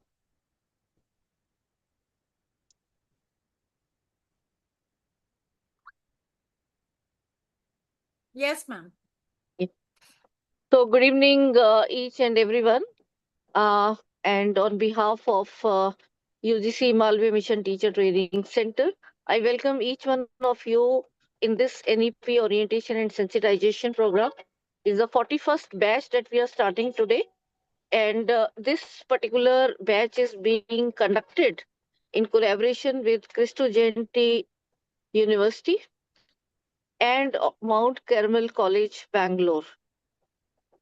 I welcome their visionary leadership at both the institution. And I welcome you on behalf of UGC-MMTTC, which is the Center of Ministry of Education and UGC, situated at my own premier institution, Shri Guru Tegh Bahadur Khalsa College, University of Delhi. I welcome you on behalf of University of Delhi, as well as my own institution, that is Shri Guru Tegh Bahadur Khalsa College, which is named after the 9th Sikh Guru, Shri Guru Tegh Bahadur Ji. Our center, Guru Angad Dev Ji, is named after the second of the 10 Sikh Gurus. So remembering them, we take the program further. We'll also like to remember Bharat Ratna Pandit Madan Mohan Malviya Ji, in whose name this scheme has been named at the central level. And I am welcoming each one of you with a virtual bouquet of flower. Especially all the participants who are administrators, teachers, research scholars, and others from all over our country, India. And a warm welcome goes to Father Dr. Augustine George and Dr. Gopa Kumar, who is the Dean of School of Humanities and Social Sciences at Cristo Jayanti University. As well as I also welcome the leadership of Mount Carmel College, Bangalore. That is Dr. George Lekha. I think ma'am has joined. Yeah, good evening, ma'am. And I Yes, can good see evening, welcome, ma'am. welcome. Good Please. evening. Yeah. Thank you so much. So Thank it's a delight that we are having these two institutions collaborating in this very particular NEP batch. As we proceed further, I will also like to uh, acknowledge and give my gratitude to my senior team here, Padma Bhushan Sardar Talochan Singh sir, who is the chairman governing body at SCDB Khalsa College, and our two mentors, Professor Ved Prakash sir, former chairman UGC, and Professor A.K. Bakshi sir, founder VC PDM University, and also former VC UPRTU, whom you heard just now taking the first session. I'm also thankful to my own principal, Professor Guru Mohinder Singh sir, and in whose leadership we are conducting many of these programs now. I'm also thankful to the entire organizing team for this very particular batch of NEP, starting from Professor Sarita Pasi from Zakir Hussain Delhi College. We also have Dr. Narendrajit Kaur from Kanya Mahavidyalaya, Jalandhar, Dr. Kavya Shri and Dr. Marine Rosalind from Mount Carmel College. Then we have from Cristo Jayanti, we are having three colleagues, Ria Raj, Dr. Pungathal, and Neha Vishi, all from Cristo Jayanti University. So I'm thankful to each one of them for joining in this very particular program. And as we proceed further, I will request all of you, let us remember gods and take the blessings.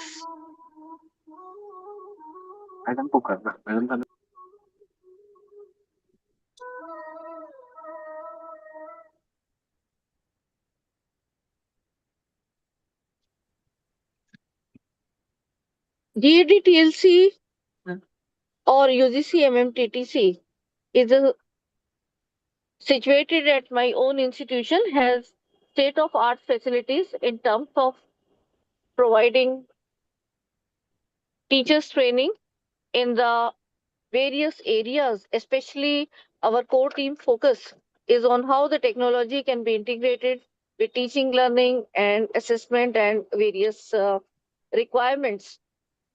And the focus now is also on the NEP and its implementation. As a team, we have also worked for EPG Pathshala project, where we have developed more than 89 courses and 50 MOOCs for the SWAM platform. And we have core expertise in these areas, and we are also training teachers into all how the e-content development methodology and the integration of tools can happen this time. My own conceptualized teachers e-kit, teachers are contributing in this. And since July 2016, we were conducting the programs in face-to-face mode. But from 1st April 2020, during the corona phase, we shifted to online. And perhaps we saw that how our reach could go into nook and corner of our country with the online mode. And not only the reach become wider, we were also able to touch many of our colleagues. In this challenging time, I'm also thankful to University of Delhi when we conducted many programs in collaboration with University of Delhi, focusing on the skill enhancement courses, and the teachers were prepared around that. Thankful to Professor Yogesh Singh, the Honorable Vice Chancellor of Delhi University, and also Professor Payal Mago, who is the chairperson of the Skill Enhancement Committee. We have also conducted the ARPIT program for the teachers training MOOCs, and this was the ARPIT program, that is Annual Refresher Program in Teaching. And we developed these ARPIT programs in 3 years, 2018, 19, and 20. And I'm happy to share that out of the 42 centers who offered these courses, our center was rated amongst the top, not only in terms of the number of enrollments, but also in terms of the quality of the content. And I'm happy to share the statistics from July 2016 to March 2025. We have touched more than 1,15,000 colleagues. And it is because of the continuous effort of the entire team, right from our mentors, so many teachers who contributed in EPG Pathshala and many other products, the coordinators who are helping us the in organizing team, and many others, institutions who are collaborating with us, that GAD-TLC has become a center to be reckoned for, and this was selected. One of the 45 centers which were selected, around more than out of 150 centers which were existing under the PMMM NMTT scheme. And now we are called as UGC-MMTTC. And let me tell you that UGC Human Resource Development Centers, as well as the selected centers of PMMT, all are now renamed as Malviya Mission Teacher Training Center. The vision of this new base is to build competencies in the faculty for better teaching, learning, and research by exposing them to Indian values, updating knowledge and skills, and aligning teaching, learning, and research with the needs of the society.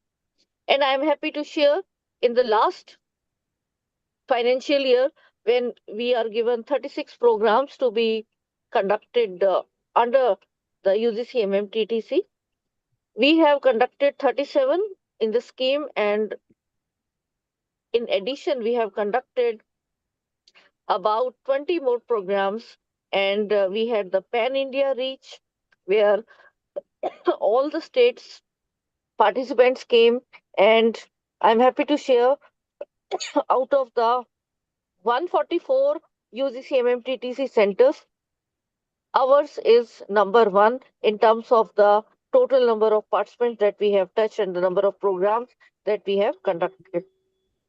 And we have the mandate of conducting not only these NEP batches, but we conduct 1 month faculty induction program, FDPs, and refresher courses, which are utilized and useful for the career advancement scheme of the teachers.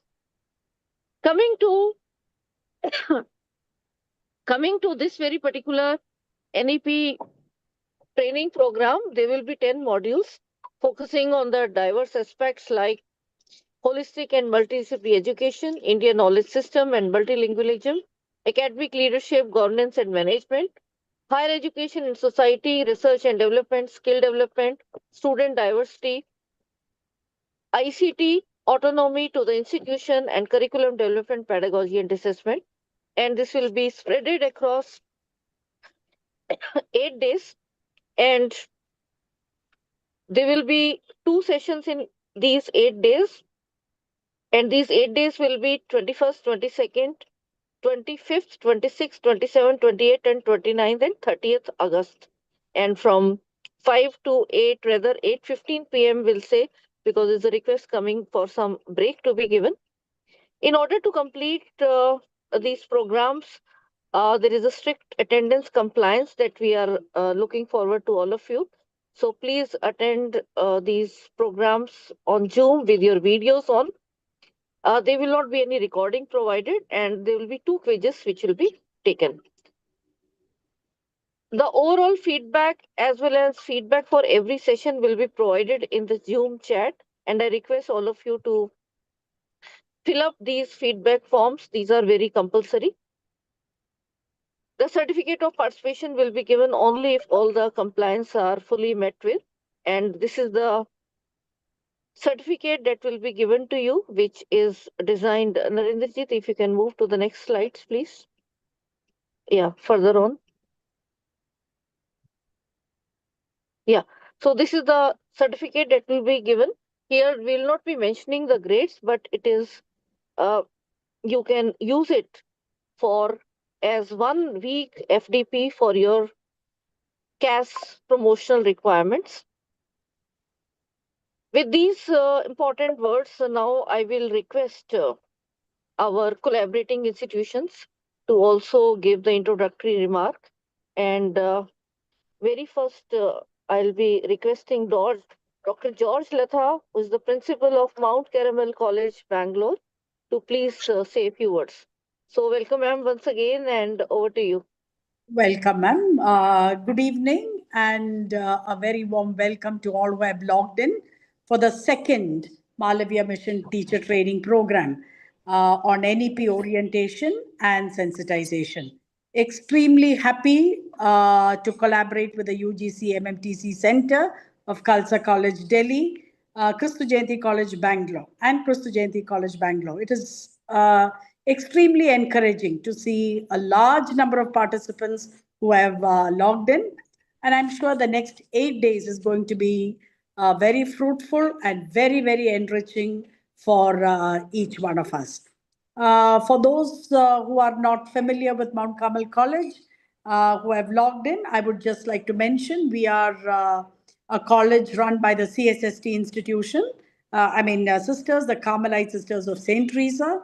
Our college started in 1948, and we celebrated the Platinum Jubilee a couple of years ago. The vision and mission of our foundress and our pioneers was empowering women through education. Now, having completed 75 years, our management decided now we will empower youth. So a couple of years back, 2 years back, we have become a co-educational institution. We have 4 schools, School of Natural Applied Sciences, School of Humanities, School of Commerce, and School of Management. We have a number of programs under these schools. We have about 10,000 students on campus, and we have varied UG programs, PG programs. We also run our PhD programs. And so that is it in a nutshell about Mount Carmel College. We have a number of associations also to encourage our students on co-curricular activities. Our staff members on campus are very well qualified and extremely good. And that is one of the strengths of Mount Carmel College. So in a nutshell, this is about MCC Bangalore. And I welcome all the participants once again, and have a wonderful FDP. Thank you so much, ma'am. And we also look forward to even more collaborations with you. Sure, ma'am. Yes, It's yes. lovely to connect with a great institution of yours. Thank you Thank so you, much. ma'am. Thank you, ma'am. Thank you. And now I will request Dr. Gopa Kumar, who is the Dean School of Humanities and Social Sciences from Christo Jayanti University. Hope yours there, sir. Greetings from Yeah, Dr. Gopa Kumar.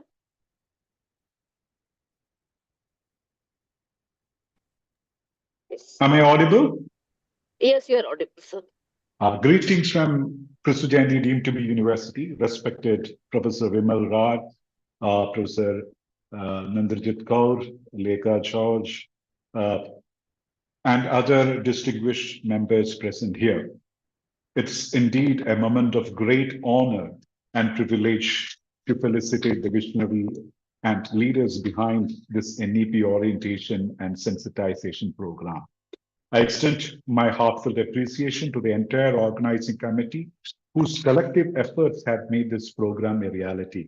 In particular, I wish to acknowledge the mentors, Professor Ved Prakash, former chairman of the UGC, for his enduring contribution to higher education, Professor A.K. Bashir, the founding vice chancellor of PDM University, for his inspiring academic leadership. Just now we have listened to an excellent session from Professor Gurmohinder Singh, the principal of SGTP Khalsa College, for fostering a culture where excellence and responsibility coexist, and Professor Vimal Raj, the director of UGC-MMTTC, whose visionary guidance, steadfast commitment to teacher development and pioneering initiatives in academic training truly embody the spirit of Malaviya mission. The theme addressed in this program, the holistic and multidisciplinary education, Indian knowledge system, multilingualism, inclusivity, skill development, governance, research, and ICT integration resonate deeply with the aspirations of a progressive and empowered nation. They ensure that our educators, administrators, and researchers remain not just participants in change, but active agents of transformation. These kinds of initiatives truly reflect the essence of NEP 2020, which envisions education as the most powerful instrument for nation building. On behalf of all participants and well-wishers of this initiative, I felicitate the entire team of UGC-MMTTC for their tireless efforts in capacity building and for organizing such a timely and enriching program. May your endeavors continue to illumine the path of education, blending tradition with innovation and vision with action. Thank you. Thank you, Dr. Kumar, and please convey my regards to Father Augustine George and your entire team. We were really delighted to be with you in Bangalore for the refresher course, and we look forward to more collaborations with your great institution. So thank you so much. Sure, Thank I'll be conveying that. And for the other participant here, it's snapshot profile of our institution. We are known for our exponential growth. Just now we celebrated the 25th anniversary.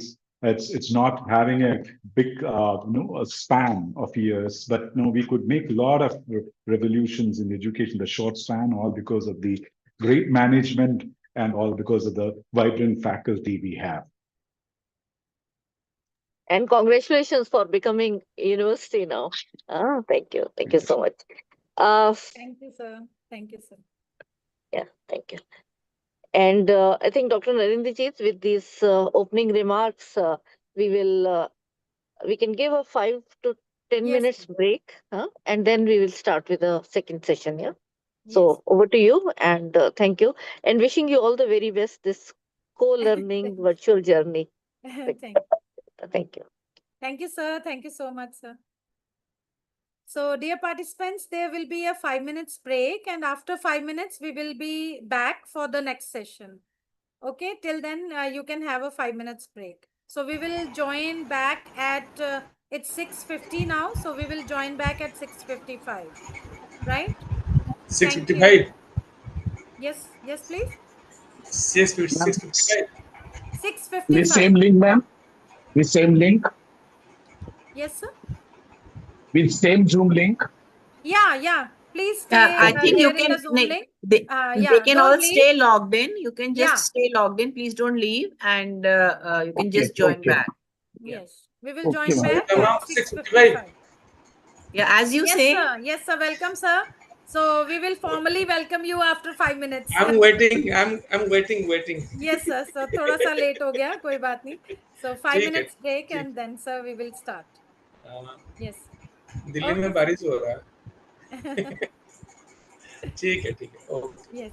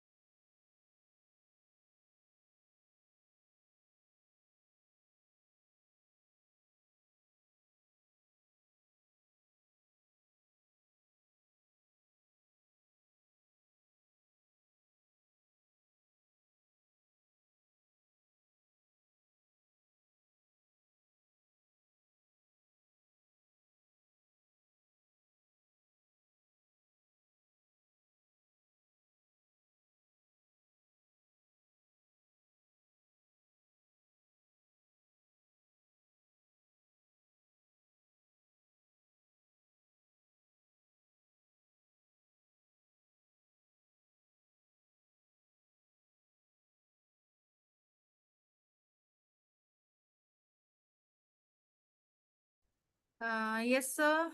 Are you there?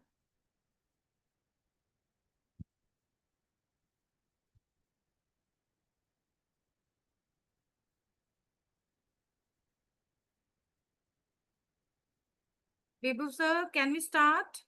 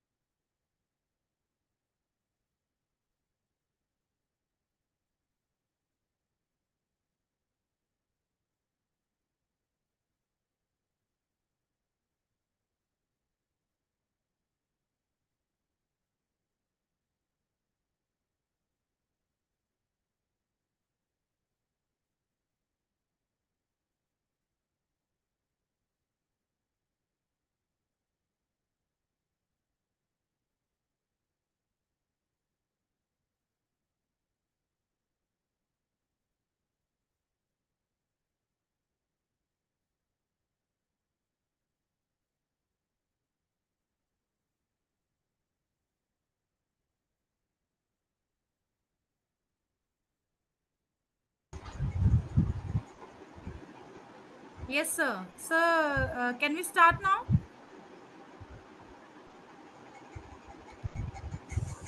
Yeah, I think you start, Narendraji. Okay, Please start. I don't know what happened to my video. I don't know. Yes, sir. So let me share my screen and quickly introduce sir first. So I'm going to share my screen. I hope my screen is visible. Yes, it's visible. Yeah. Right. Yes. So I welcome our resource person for the second session, Professor Vibhu Prasad sir. He is going to deliver his lecture on research and development part 1. Professor Sahu is head Department of Business Economics, SGTB Khalsa College, University of Delhi. So let me introduce the sir first. So he has previously worked in Department of Commerce at Sri Ram College of Commerce, DU, from 1997 to 1999. Sri Venkateshwara College, DU, 99 to 2001.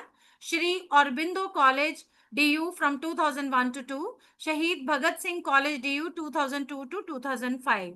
Professor Sahu was a visiting faculty at Delhi School of Economics, DU, Rukmini Devi Institute of Advanced Studies, Technia Institute of Advanced Studies, International Institute of Business Management, Sri Sharda Institute of Advanced Studies, Sharda Institute of Indian Management Research, Mirabai Polytechnic Institute, IP University, and Jamia Millia Islamia University, New Delhi.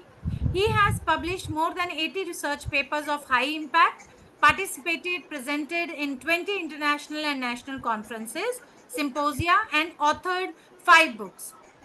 Sir completed a minor research project titled Sustainable Agriculture Practices in India, Economic and Environmental Viability of Farm Inputs Used in Wheat Production in Uttar Pradesh, funded by Indian Council of Social Research during the academic year 2017-18.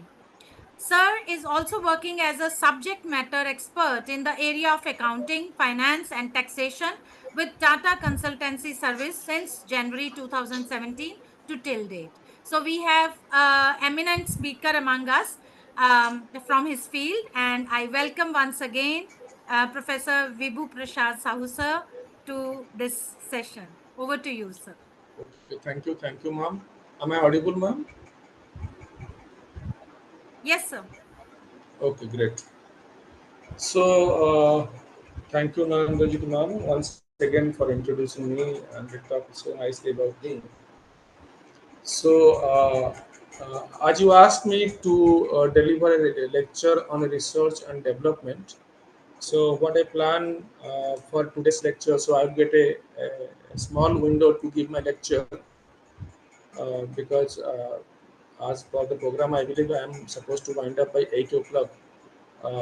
So uh, I planned for today's lecture. I will talk on how to write a SLR paper. I believe this is a multi-discipline platform. There are people from medical side, there are people from the science background, there are people from the commerce management and the humanities. So I will deliver a lecture in the coming 1.5 an hour.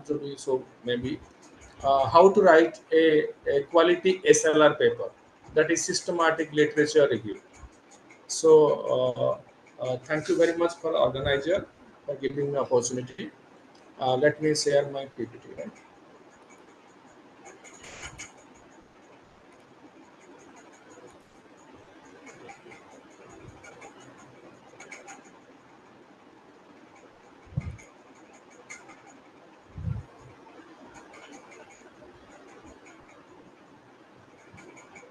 One second, what's happening?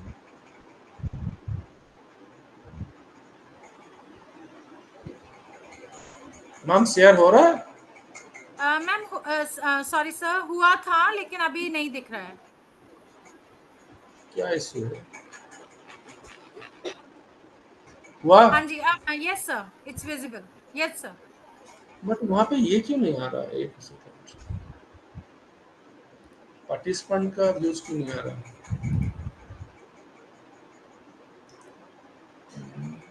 एक second.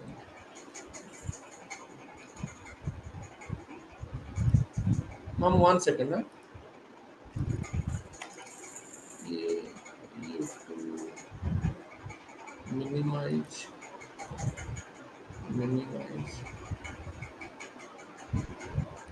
maximize. It's not होगा ना, pop out.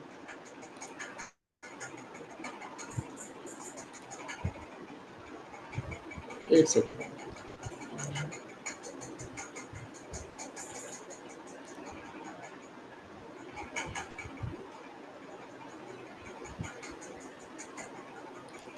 minimize. Screen share हो रहा है? Yes sir, आपकी PPT दिख रही है sir. Okay. Unfortunately literature review. हाँ हाँ वो दिख रहा है, बट मेरा ये क्यों पार्टिसिपेंट का व्यूज क्यों बट नाउ जूम वर्कस्पेस दिख रहा है सर. इसलिए ओके ओके. पीपीटी नहीं 1 दिख रही मिनट. सर. हाँ yes yes ma'am, yes ma'am. Now the screen shares there. Yes sir. Okay. So thank you very much. So as I already planned for today's lecture to speak on how to write a SLR paper, which is called systematic literature review. So let me start with the LR. So friend, what is literature review? As in this platform, I believe all researchers are participating. Many are the professors, many are the associate professors, many are the assistant professors. Nowadays, we are writing various kinds of research paper. Some are writing experimental research paper, some are writing review paper, some are writing the original research paper. So nowadays, it's becoming a fashion to write a SLR, systematic literature review. So friend, then what is literature review? Why it is so important? And why it is so essential nowadays in a research? So friend, literature review is a summary of what other researchers have already said. So that means when you are doing literature review, you are reviewing the views or assessing the views of other researchers, what they told, what they discuss on a particular topic. It means literature review is the summarization of other researchers' work. So then question arises why it is being happen and how it is being happen. Literature review means, as I said, that you have to take a topic and collect lot of literature and review it. It is called literature review. And why it is required? It is required due to identify the gap. To identify the gap, we required to review the literature. Because in a research, unless until we identify the gap, it is very difficult to proceed for further research. That's why literature review is very much essential for a researcher. So, how the gap will be find out? Gap will be uh, discovered by a researcher by examining various factors in a particular research. Mostly many researchers are trying to finding out gap when they examine the future research or the limitation of the research. So in this way you can identify the gap, and due to this literature review, at the end we will identify the gap. So I'm not coming to this part. Then question arises, what are the, where you will get literature? There are plenty of databases are available to collect literature like Emerald, Scopus, Springer, Web of Science, many other databases, right? Where we will collect the literature. So when we are doing literature review, nowadays various kinds of literature reviews are being followed by many researchers. Why I am saying various kind of literature review? Some are following the narrative literature review, some are following the scoping literature review. Many types of literature review now in the modern research are available.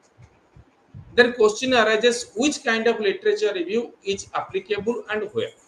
Let me discuss a brief, then I will start my SLR discussion. So, as I said that various kinds of literature reviews are available. The best one is the narrative literature review, which is called traditional literature review. Here we are just summarizing the views of other researchers on a particular topic. And when we are doing narrative literature review, there is no strict protocol, there is no regulation binding on the researcher. Then question arises, when it is being used. It is mostly used by researcher in almost all research papers. That's why it is called traditional literature. Second important is systematic literature review, that I will discuss in details. Then another is scoping review. Scoping review mostly we are using when there is some underexplored and emerging topics you are doing research. Then you can go for the scoping review. So like SLR, when we are doing SLR, when I will discuss SLR, I will explain what is SLR. Nowadays researchers are doing SLR with a bibliometric review. I might touch upon little bibliometric review, but I may not touch the meta-analysis. But I will discuss systematic literature review, bibliometric review, and meta-analysis in details later. So another kind of literature review is integrative review. So what is integrative review? When a researcher is planning to study diverse area, then he has to go for integrative review. Some are going for the critical review. They are just find out any limitations of any literatures and start doing the literature review. Some are going for the state of the art review in the fintech area, biotechnology area. There are a mapping review, rapid review, many kinds of reviews nowadays researchers are following. I'm not planning to discuss all, but mostly when we are coming to research, nowadays two kind of literature reviews very much important. One, I believe, narrative review. One is the systematic literature review. And what is the difference between the two? First, you must understand, as I said, there are many other kinds of literature reviews are being followed by the researcher. But in brief, there are two kinds of reviews mostly most of the researchers are following. When we are doing an original research, Mostly we are following the narrative literature review. And why it is useful? Because it provides a comprehensive and descriptive summary so far as existing literature is concerned. And moreover, it will identify the major themes of the various literature. And it is best used for the early research. It is best used when one is planning to go for a theoretical development, right? So mostly we are following the narrative literature review. Before I discuss the systematic literature review, let me clearly distinct between the two. As I said, there are many kinds of literature review. Out of that, two most useful literature review is the narrative literature review and systematic literature review. So basic difference between these two review. Number one, if a researcher is doing narrative literature review, there is no bound that he will study over a number of years. Since narrative literature review we are using for writing a original research paper, mostly we are including in that research paper last 5 to 10 years research, last 5 to 10 years literature we are reviewing. However, if one is planning to do systematic literature review, he has to study, he has to collect published or unpublished research paper, conference proceeding over last 20 years, friend. Then only one can do systematic literature review. Though there is no number defined so far as narrative literature review is concerned, so far as systematic literature review is concerned, it is a undefined methodology that in narrative literature review mostly we are going for 10 to 15 literature. However, for doing a successful SLR, it is required at least 200 literature. Again, I am saying there is no defined rules. Another criteria, if you are doing for narrative literature review, there is no inclusion exclusion criteria. It is up to the author which literature he wants to include, which literature he wants to exclude. However, you cannot do in the SLR. Because in SLR, editor required justification why this kind of literature has been included or why this kind of literature has been excluded. So this is the basic difference between a narrative literature review and systematic literature review. Let me discuss. If I can give an example, in narrative literature review, a student will write, suppose in banking topic, banking in India has changed a lot due to fintech. Many researchers like Sharma, Patel, Khan say digital leading is growing rapidly. This is called narrative review. Because selective, it is descriptive, but not systematic. Right? That's why it is called narrative literature review. So narrative literature, you can say that you can ask your friend about a movie to watch. However, systematic review, you have to talk about the bunch of movies, collection of movies. That is called systematic review. So in the systematic review, for example, how we are writing? We source Scopus and Web of Science for paper between 1950 to 23 using keywords, digital lending and credit risk management from 365 articles, 42 inclusion or criteria. Result shows the three themes: risk assessment model, impact on NPA and regulatory challenges. The main research gap is lack of rural focus studies. It means if one is going for SLR, he should be transparent, he should be methodical, right? So then what is the meaning of systematic literature review? Let me discuss. So after discussing a difference between the narrative and systematic literature review, so friend, systematic literature review means it is a structured, methodical process for identifying, evaluating and synthesizing all available research studies on a specific topic on a particular topic or on a specific research question, friend. It means you have to collect as much as literature on a specific topic over the period. If you want to pursue SLR, it means on that topic sufficient research should be done by various researchers. Then question arises, when one should use SLR? When SLR can be well applied? So friend, SLR will be well applied if your aim is to identify all relevant published on a particular topic. Not only published, but also you can include unpublished research also.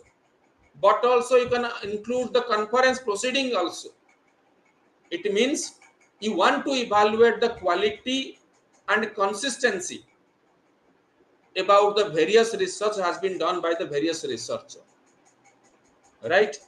So then, when SLR is not useful, when SLR cannot be done, when there is a very few research has been done on a particular topic, or the topic is very new, you cannot go for SLR. Or the concept is very new, you cannot go for SLR. Right? And so then, what is systematic literature review? Again, I am saying systematic literature review means collection of set of studies on a specific topic, reviewing all these studies, and analyzing their results. It is called systematic literature review, friends. Right? First, you have to decide a topic, collect all the literatures available from the various database, then analyze their result, summarize their result. This is called systematic literature review. Right? So then, what is the procedure? Is there any protocol? Though there is no defined protocol, I can say, but it is believed that if you want to include your paper in Scopus A, B, C category, you have to study approximately 200 literature over last 20 years. Again, I am saying there is no defined rule. Many believe 100 paper is enough, but the 100 papers should have substance. Right? Then after collecting the paper, you have to analyze them, summarize them. If you want to analyze quantitative techniques, if you want to analyze their quant techniques, methodology, then it is called meta-analysis. If you will analyze their research methodology part, it will be called as meta-analysis. That's why, friend, systematic literature review may be qualitative one, may be quantitative one. If it is quantitative, it is called meta-analysis. If it is qualitative, people believe that it is only systematic literature review. Then question arises, why SLR? So I always advocate my students, my friends, before do a original research, start SLR. Because SLR, once you are studying on a particular topic over the last 20 years, it means it will be very easy for a researcher to identify the gap. It will be very easy for a researcher to find out limitation in the methodological concept. And moreover, it will be very easy for the researcher to handle the volume of research available on a particular topic. Right? And moreover, it will help the researcher to become familiar with a subject area and develop a new research area. That's why SLR is very important. But again, I'm saying it is a time-taking process. It requires a lot of time to do a proper SLR. Right? So, friend, there is a data more on an average world is publishing around 6 million, 5 to 6 million research per annum, approximately. So if you will search on a particular topic, you will find the number of literatures, thousands and thousands of literatures.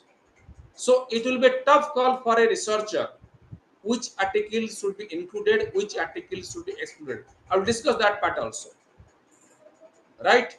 So then, when this SLR concept start when SLR introduced by the world, it is believed that first SLR was introduced by the medical discipline people in 1970s and 80s. But nowadays, it is being expanded to almost all the field. It is being expanded to almost all the field, but mostly this SLR was started for the medical discipline people. But in the 90s or in the after 2000, it was being spread to social science, education, management, computer science, engineering, etc., etc., etc. Right? So then what are the process of SLR? How one should start? How you can write a SLR paper? What are the steps one should follow? Right? From the name itself, it is clear that it is a systematic. You have to proceed step by step. Right? That's why it is called systematic literature review. Right? So in the step one, before you start SLR, you have to think certain things. First, you have to decide a specific topic or define a specific research question. What is define a specific research question? When you are defining a research question on a particular topic, that research question should be focused one and answerable. And in SLR, when we are defining a research question, it is widely believed that many SLR writers using a technique which is called PICO technique, that is population, intervention, comparison, outcome, and health research. So friend, many researchers and almost all researchers, they believe that if they are writing a research paper on SLR, they have to go for a PICO techniques. They have to use PICO techniques, and by using the PICO technique, they will define the research question. But I believe in the commerce and management, PICO might not be so useful. That's why I use the spider. This is another technique through which you can define the research question. Simple phenomenon of interest, design, evaluation, and research type. So I'll discuss bit by bit. So as I said that, the first step, you have to select a topic. You have to select a topic where a lot of literature has been done or a lot of work has been done. Either you select a topic or select a research question. Right? So it means lot of work over the year. That means data or the literature must be available over the year. If you are doing literature review in 2025, you have to collect literature from 2005 onwards. Right? So then data must be available in the three important database. Suppose you will say that I want to do research on a particular topic. Recently, I am doing a SLR paper on bad banking. So why I use the bad banking? So friend, alternate word of the bad banking is asset reconstruction company. If I will use the asset reconstruction company, then lot of SLR has been done. To counter that, I can use another word. I can coin another word. Because gap is very much important in SLR also. If one research has been done, chapter is closed for you. So you have to be very careful when you are deciding a specific topic. Either you go for a specific topic or you go for the research question. Then you have to search in the various database like Scopus, Google Scholar, Web of Science, ProQuest. Many databases are available, and it is widely believed that for a true SLR, one should use at least 3 databases, right? So then, when you are searching literature, again I am saying that almost all researchers are using the PICO framework. As I said, that P for population, I for intervention, C for comparison, O for outcomes, S for study design. PICO framework, right? The why PICO framework? It is widely believed that defining a research question through PICO framework will ensure a lot of clarity and focus. Mostly, PICO frameworks are being used in the area of healthcare, medicine, and nursing. But nowadays, almost all the disciplines are nowadays using the PICO framework for doing SLR, and many A-star, B-star journal also accepting their SLR paper through PICO framework. Recently, I published a paper which is published in Q1 by using the PICO framework, right? So then what is PICO? How to define a research question by using a PICO framework? Let me discuss. As I said that you have to identify a topic. Suppose I want to do SLR on banking. This is my broad area of interest. So then there I have to search the literature. You have to think broadly. What is your area? Might be education, mental health, technology, healthcare, sustainability, ECG.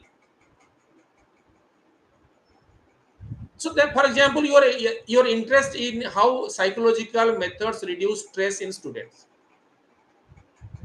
So this is a kind of question is arising before you. You have to define that question into PICO framework. PICO means P said population. You have to ask yourself who is involved. I means intervention or interest. You have to ask yourself what are they experiencing. C means comparison. Many researchers are not taking C because comparisons are not available. O means outcome. What will be your outcome of your study? So let me give an example how the PICO will be used. I said that I have taken 2 examples, one in the medical discipline, one in the commerce and management discipline. Mostly I will focus the commerce and management. As I said that P stands for population of problem. Your example might be adult with type 2 diabetes. This will be population. You want to study, you want to review literature, whatever work has been done on adult with type 2 diabetes, for example. Then what will be your intervention? Your intervention will be, you have to find by using glucose, what will be the patient's reaction. You can take C, comparison. By using alternative method of alternative glucose, what will happen to the patient? And O will be the outcome. Outcome, what you will get? What will be the blood sugar control level? So how you can convert that into the PICO framework? Since I want to do literature review on type 2 diabetes, look, I'm framing a questionnaire here. In adult with type 2 diabetes, so I want to study type 2 diabetes. That's why my population is type 2 diabetes. How does the use of continuous glucose monitor? Intervention is glucose monitor, right? Compared to standard finger stick monitoring, if I am using alternate method, what will be happen? This is called comparison, and outcome will be affected blood sugar control. So in this way, you have to define the research question, and you have to mention in the SLR by using PICO framework. Then convert your PICO framework questionnaire into SLR research question. What is the effectiveness of continuous glucose monitoring compared to standard monitoring in improving control in the adult with type 2 diabetes? So friend, PICO framework is very much essential mostly in the medical and health science discipline. But in the other area, we can go for the PICO, modified PICO or spider, right? Suppose I want to do research SLR on a particular topic. When I'm coming to another topic, I said that my area is banking. I want to do research on banking, but in banking, lot of SLR has been done. I won't get any gap. I coined a word on bad banks. And how I will find the gap? By searching the database. By searching the database. You know, bad bank alternate word is the asset reconstruction company. For example, if I'll go to Google Scholar, since I'm at home, Scopus will not open here. Sorry.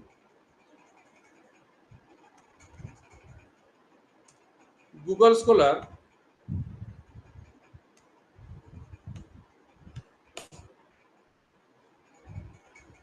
And here I want to search the article. Sorry. I use the word because bad bank is having another word is asset reconstruction company. SLR on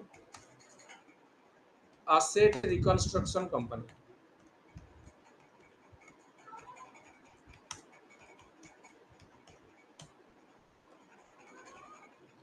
Friend, already 2025 में somebody has done a systematic review and diplomatic analysis of asset reconstruction company. It means topic is closed for me. However, I can go for alternate word that is called bad banks. So I believe no work has been done. No work has been done. So hence, here I found a gap and I can go for a SLR on the bad banks. I'm doing this work. That's why I'm discussing before you. So first I have to decide a topic. I decide the effectiveness of bad banks in resolving NPA. Why the bad banks created? Bad bank created to resolve the NPA problem, non-performing loan problem in amongst the bank. So this is my broad topic.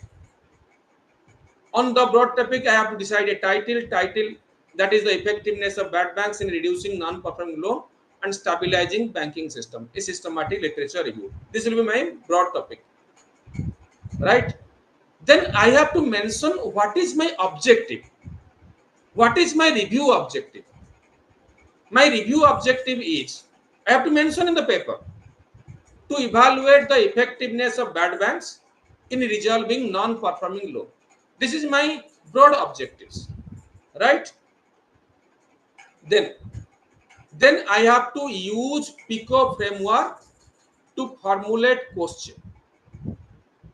You can ask me questions that why PICO, why not other? You can say practice going on. Again, I'm saying PICO framework was designed for the healthcare discipline.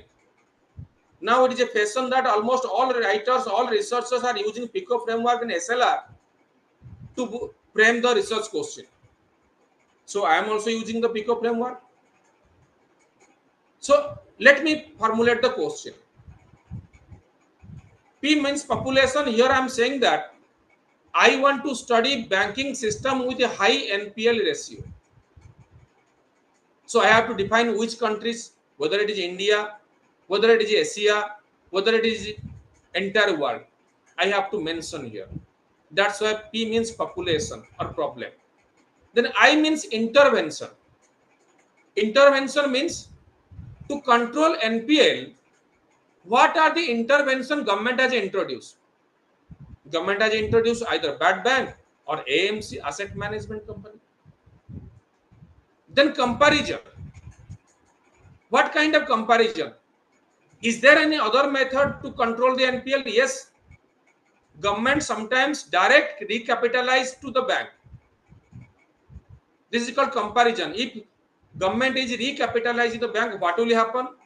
Whether it control the NPL or not, then come to outcome. Outcome will be the reduction of NPL, recovery of lending activities. You have to divide, you have to subdivide into 4 PICO framework, and you have to mention in your research paper. That will give a lot of clarity. So look here, I define the question. Population, banking sector in countries facing financial crisis, distress due to high NPL. Banking sector in countries, I talk about India only. Intervention, implementation of bad bank or asset management company. Comparison, no bad bank, alternative restructuring policies or bank bailouts. Outcome, whether you are controlling NPL or not. Right?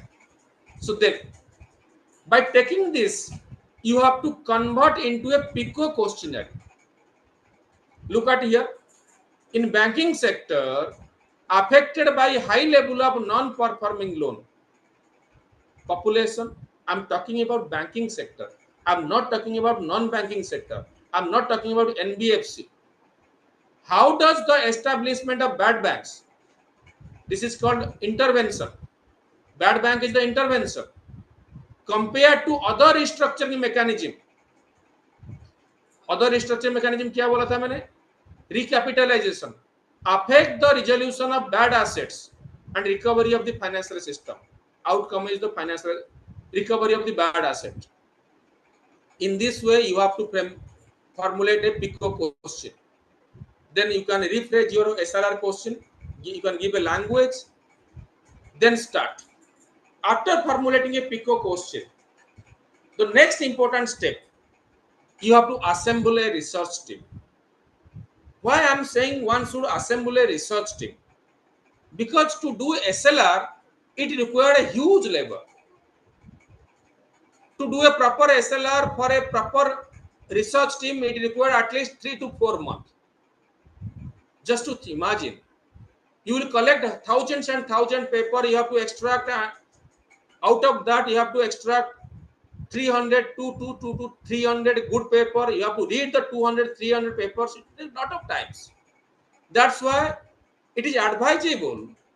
You have to assemble a good research team for a proper and effective SLR. And it is believed that nowadays papers are being widely published if it is a multiple author.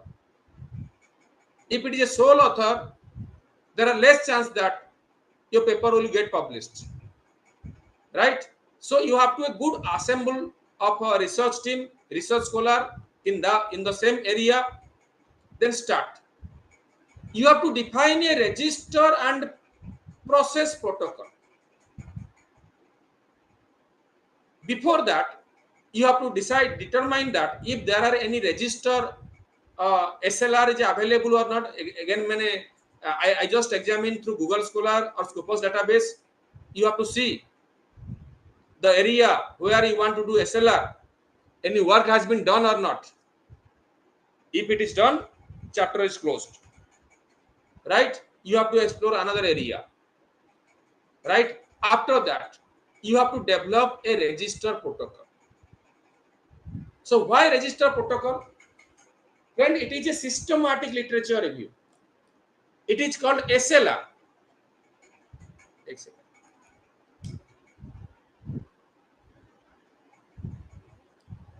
So whatever you are doing in the paper, you have to clearly mention what you are planning to do.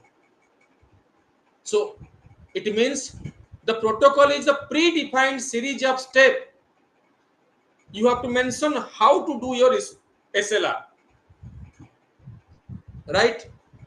So in the develop of SLR protocol, you have to talk about the how to formulate question by using PICO, what will be your eligibility criteria, what will be your search strategy of literature, how you will screen the literature, what will be your quality assessment tool.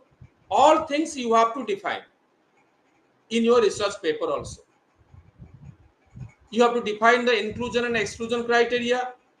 When you are defining inclusion and exclusion criteria, you have to mention on what basis you will reject the paper, whether it is on the basis of language, whether it is on the basis of abstract, whether it is on the basis of date of study, whether on the basis of research methodology or any other.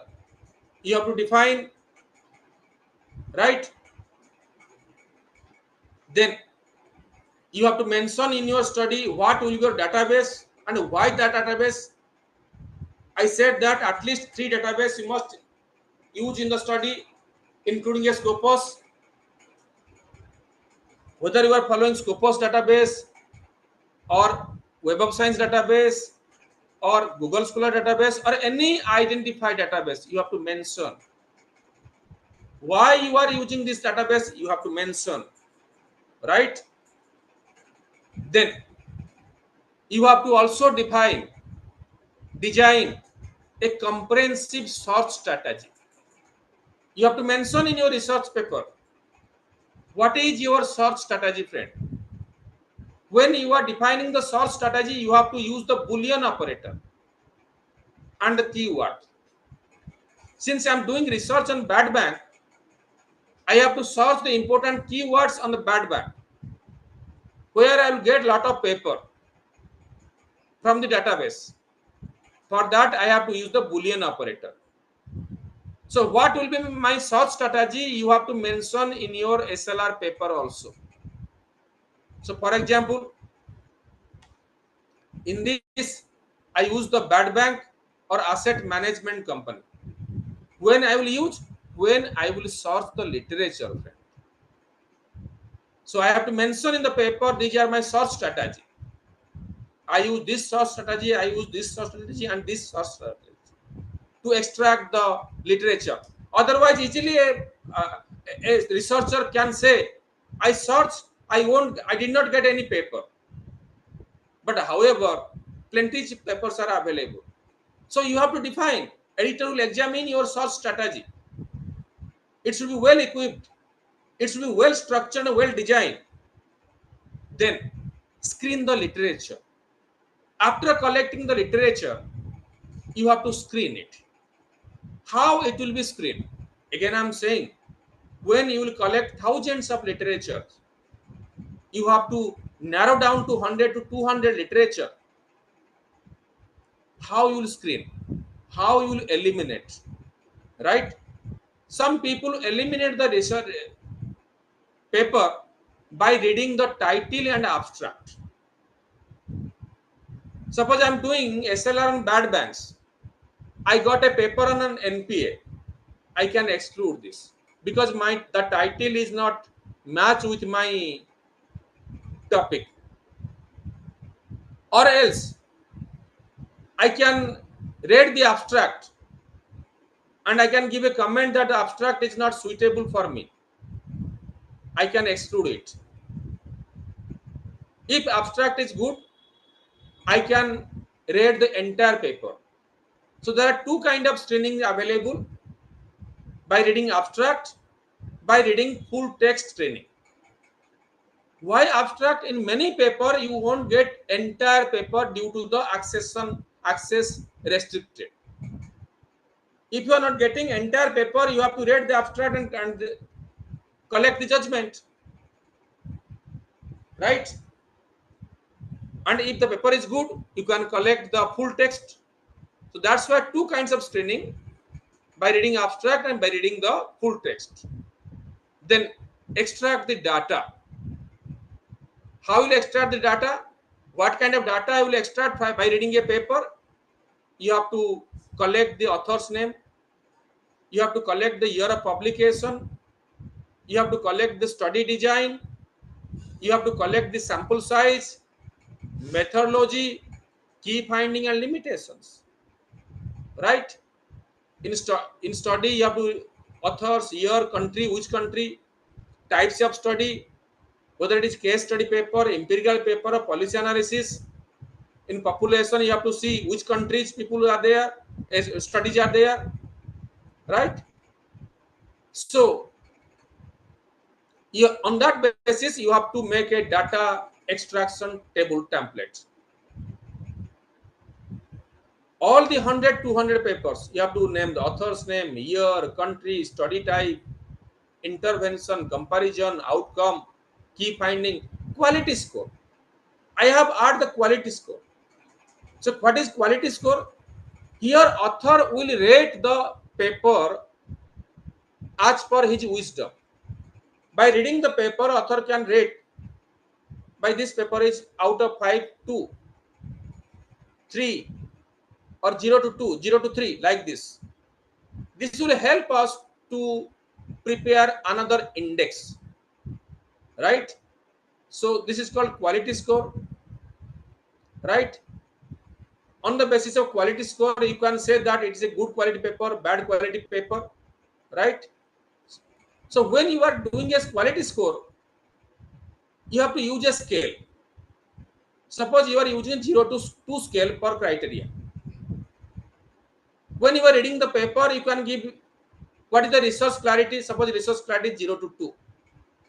What is the methodology, whether the author has used the robust methodology or not. Suppose 0 to 2. What is the data quality, whether author has used the appropriate data quality or not. 0 to 2. 0 to 1 भी हो सकता है, as per the author's wisdom.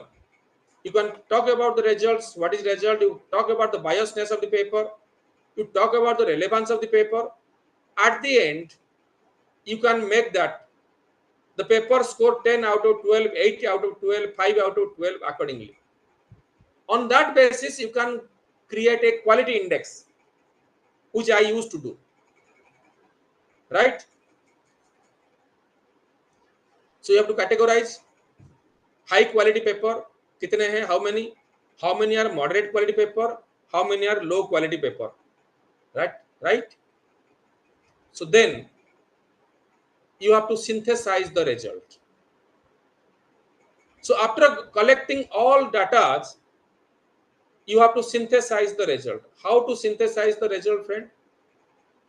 There are various ways to synthesize the result.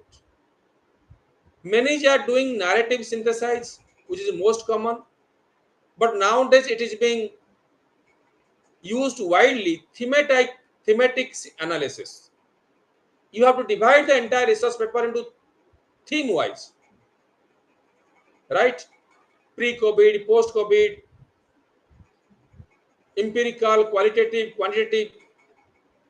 So accordingly, you have to synthesize the result of the study, right? Then you have to report. If you are doing SLR, you have to use the Prisma. You have to use the Prisma guideline, Prisma checklist. So friend, what is Prisma? Prisma stands for Preferred Reporting Items for Systematic Review and for meta-analysis, right? So there is a Prisma flow chart you have to show in the systematic literature review paper. Why Prisma is so important? Prisma will ensure the transparency about your paper, right? So what is Prisma? Let me discuss. In Prisma, there are 27 checklists which cover title, abstract, methodology, result, discussion, etc. It means when a researcher is examining a research paper, they have to collect all information about the title, about the author, about the abstract, about the methodology, about the result, about discussion. On that basis, you have to give a flow diagram of Prisma. So there are updated Prisma 2020 statement, 2020. I'm showing before you. So how to use the Prisma? So there is a, go to the Google. Let me use the Prisma flowchart for the SLR. 1 second. Go to the Google.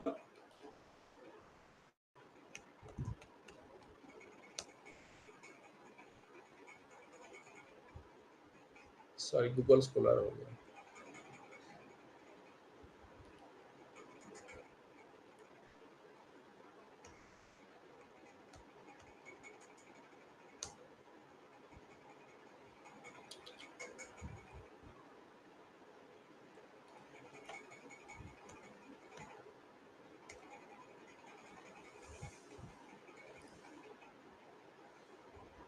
Directly I'm Prisma, type Prisma systematic review. Yeah, already here. Then click the Prisma statements.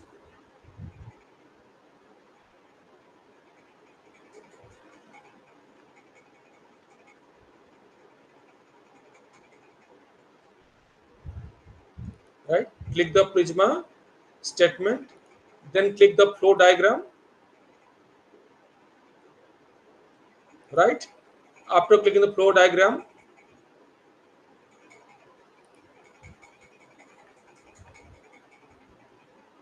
then click the link, this link. It will show the Prisma 2020. This is the latest package. Then go to the, then click the follow this link to access the online tool.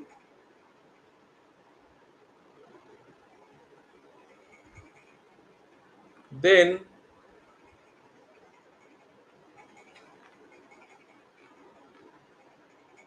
create flow diagram. Now the flow diagram is there. So friend, it is available. Screen share हो रहा है. So look at here. All options are there. So in your research, whether you have included any previous studies, by default it is not included. Other research studies, it is included. Individual database, not included by default. Then click here to reset. Then come to database. So how many database you are using? Suppose I am using 3 database. I am using the 3 database. So automatically the database, it will show that N3, right? Out of 3 database, all 3 are registered. So automatically all 3 will be here, will be all 3. How many website I am using? Suppose 5 websites I am using, 5. Right? How many organization? Once I am writing 5, automatically it will be shown here 5. How many organizations? Suppose 5 organization. But most importantly, and what is the citation score? Suppose 100. Right? Citation searching 100. Duplication remove. When I search my literature, I remove 50 duplication literature. So automatically in duplication it will be shown 50. Automatically excluded. How many automatically excluded? 20 automatically excluded. How it will be happen? By using the Mendeley and Jitoro software. Other exclusion you can click, you can screen. Record screening. How many record you have screen? Suppose 100 record I have screen. Right? And record excluded due to duplication. 20 record I have excluded. 20 record I have excluded. Report sort. 20 report sort. And 10 not retrievable. 10 article not retrievable. Right? And how many new studies you are included in your studies? Suppose 10 new studies. and there are 5 reports I have studied. 5 reports I have included in my studies. So by filling all the data as per your SLR, सारी तो कई बार होता नहीं है, you can create a flow diagram. So when you will download the flow diagram, you can either download to PDF version or PNG version or SVG version. Mostly हम PNG version करते. So once it is PNG version, this flow diagram must be included in your research paper, SLR paper. It is required, right? You have to mention how many paper you have studied, how many paper you have excluded, what is the screening criteria, everything you have to mention here, right? So in this way, you have to report the Prisma diagram on your SLR paper. Nowadays, only writing SLR, it is not a colorable SLR. People are adding the bibliometrics to give some color. What is the co-citation? What is the author citation? So for bibliometric analysis, there are 2 packages we are using. One is BiblioSigny through RStudio, and one is the BOS Viewer. BiblioSigny is available. It will take time. So let me go to the BOS Viewer. 1 minute. 1 minute. So friend, once I'm clicking the BOS Viewer, oh, इधर बहुत पूछ रहा है. Download here. It is not available. It's available. Download BOS Viewer. Every time you have to download. Then और इसमें होगा ना BOS Viewer. I have downloaded this. Yes, I'm clicking the directly from download column. Oh, sorry.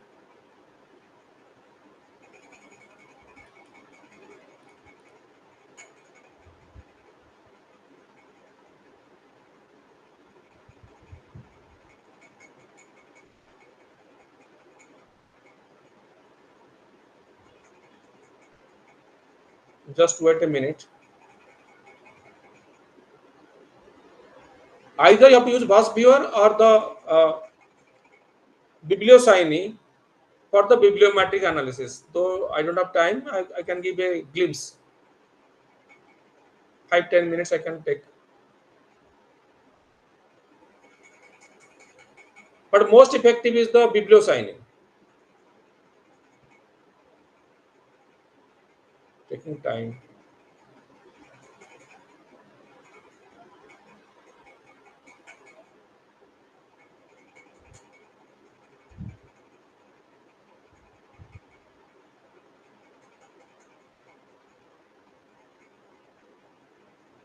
Okay.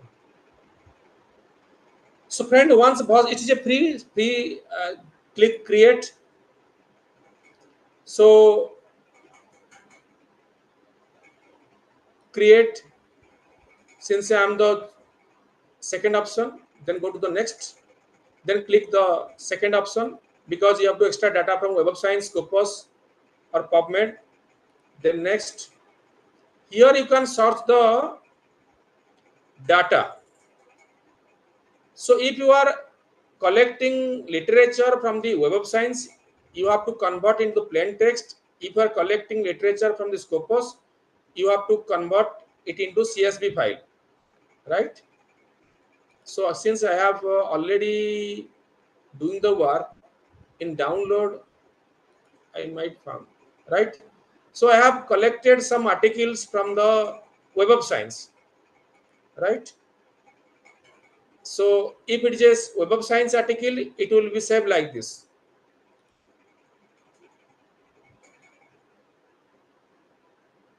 taking or not?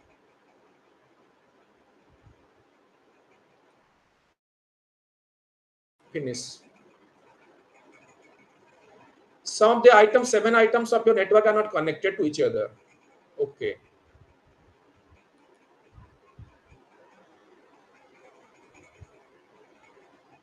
Look, there is a network visualization, density visualization.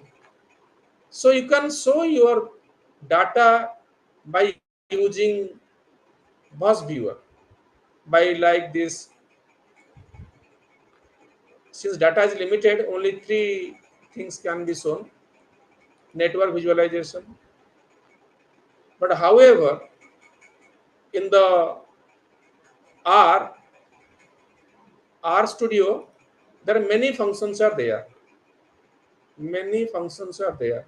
It's not opening, but I can show you in 5 minutes. दोबारा करो. Load package. It's taking time. R is about take time.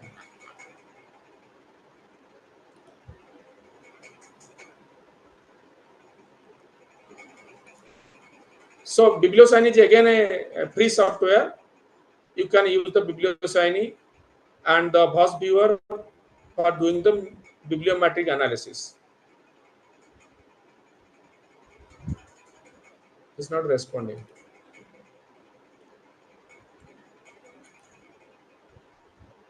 Okay, friends. With this, I'm winding up my lecture. Any question, any discussion, most welcome. Thank you.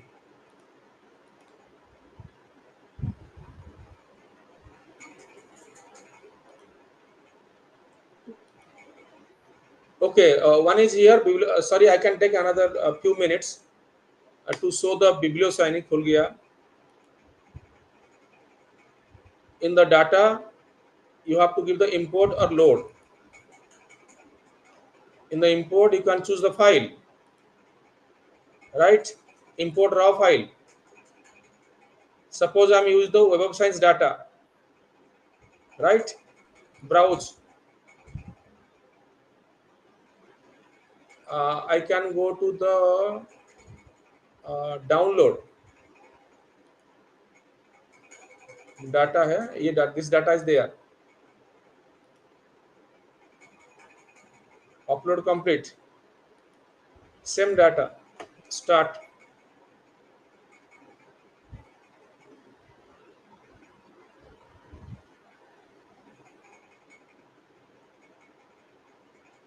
It's taking a little time.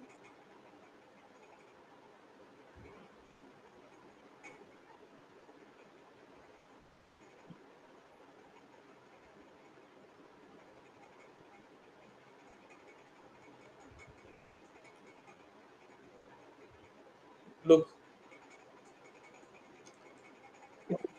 it is given a table wise. It's very systematic. The paper I have included in my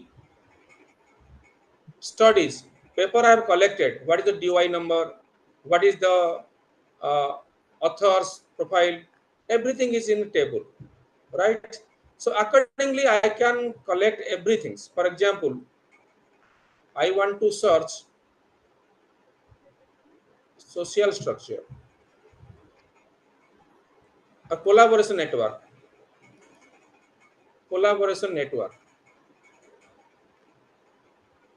So in collaboration network, I want to show the density. I can plot here.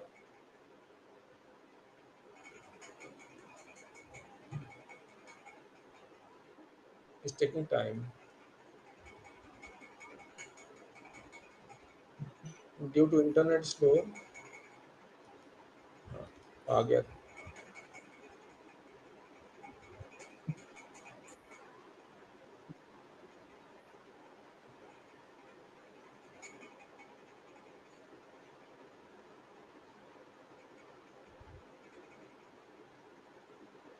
Look, this is my collaboration network, right?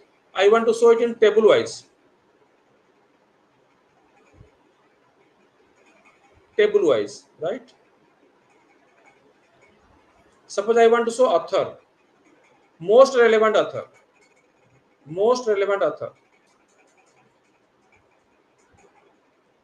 plot.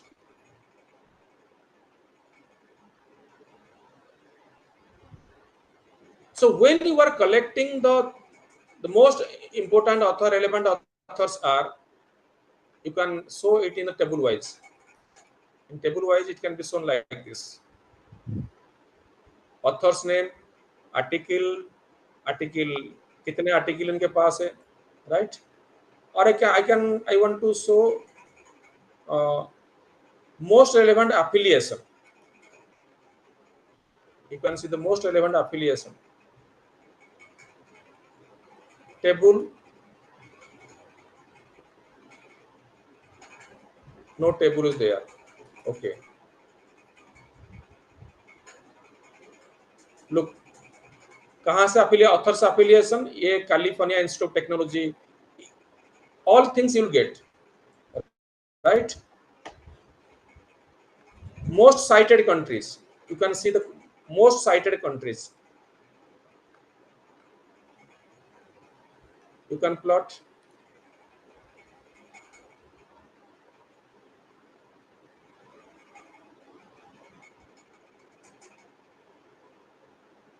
Most cited country, China, Italy, etc. etc. Table, you can go for table. This is the table. So friend, in this way, you can go for the bibliometric analysis by analyzing the entire collection you have collected from the different sources. You can collect from the Scopus, Web of Science. You can merge both the file, right? Through the data. Merging will be done through the API and merge collection, right? Here you can merge the two files from Scopus as well as from the Web of Science or any others. Okay, friend, with this, thank you very much. That's all from my side. Any question are most welcome. Yes, sir. Thank you. Participants, if you have any queries, you can drop in a chat box also, or you can ask sir directly.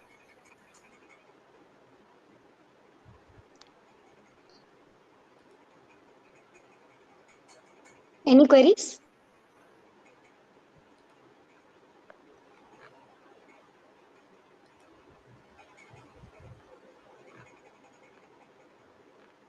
There is a comments, very informative session, insightful thought.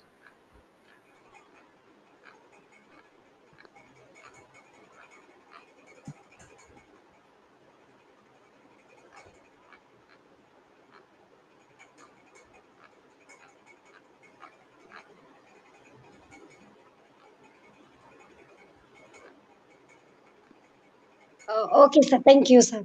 So it's a vote of thanks. Okay. It's on behalf of GAD-MMTTC. I extend my heartfelt gratitude to Dr. Bibu Prasad sir for you sharing such valuable insights into the art and methodology of conducting a systematic literature review.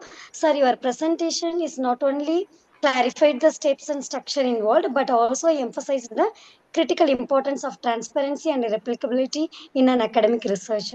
So once again, thank you so much for the wonderful session. Thank you, ma'am. Thank you, sir. Thank you.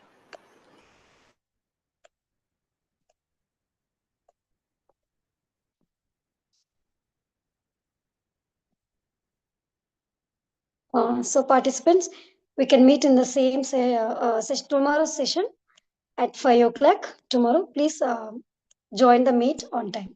Thank you.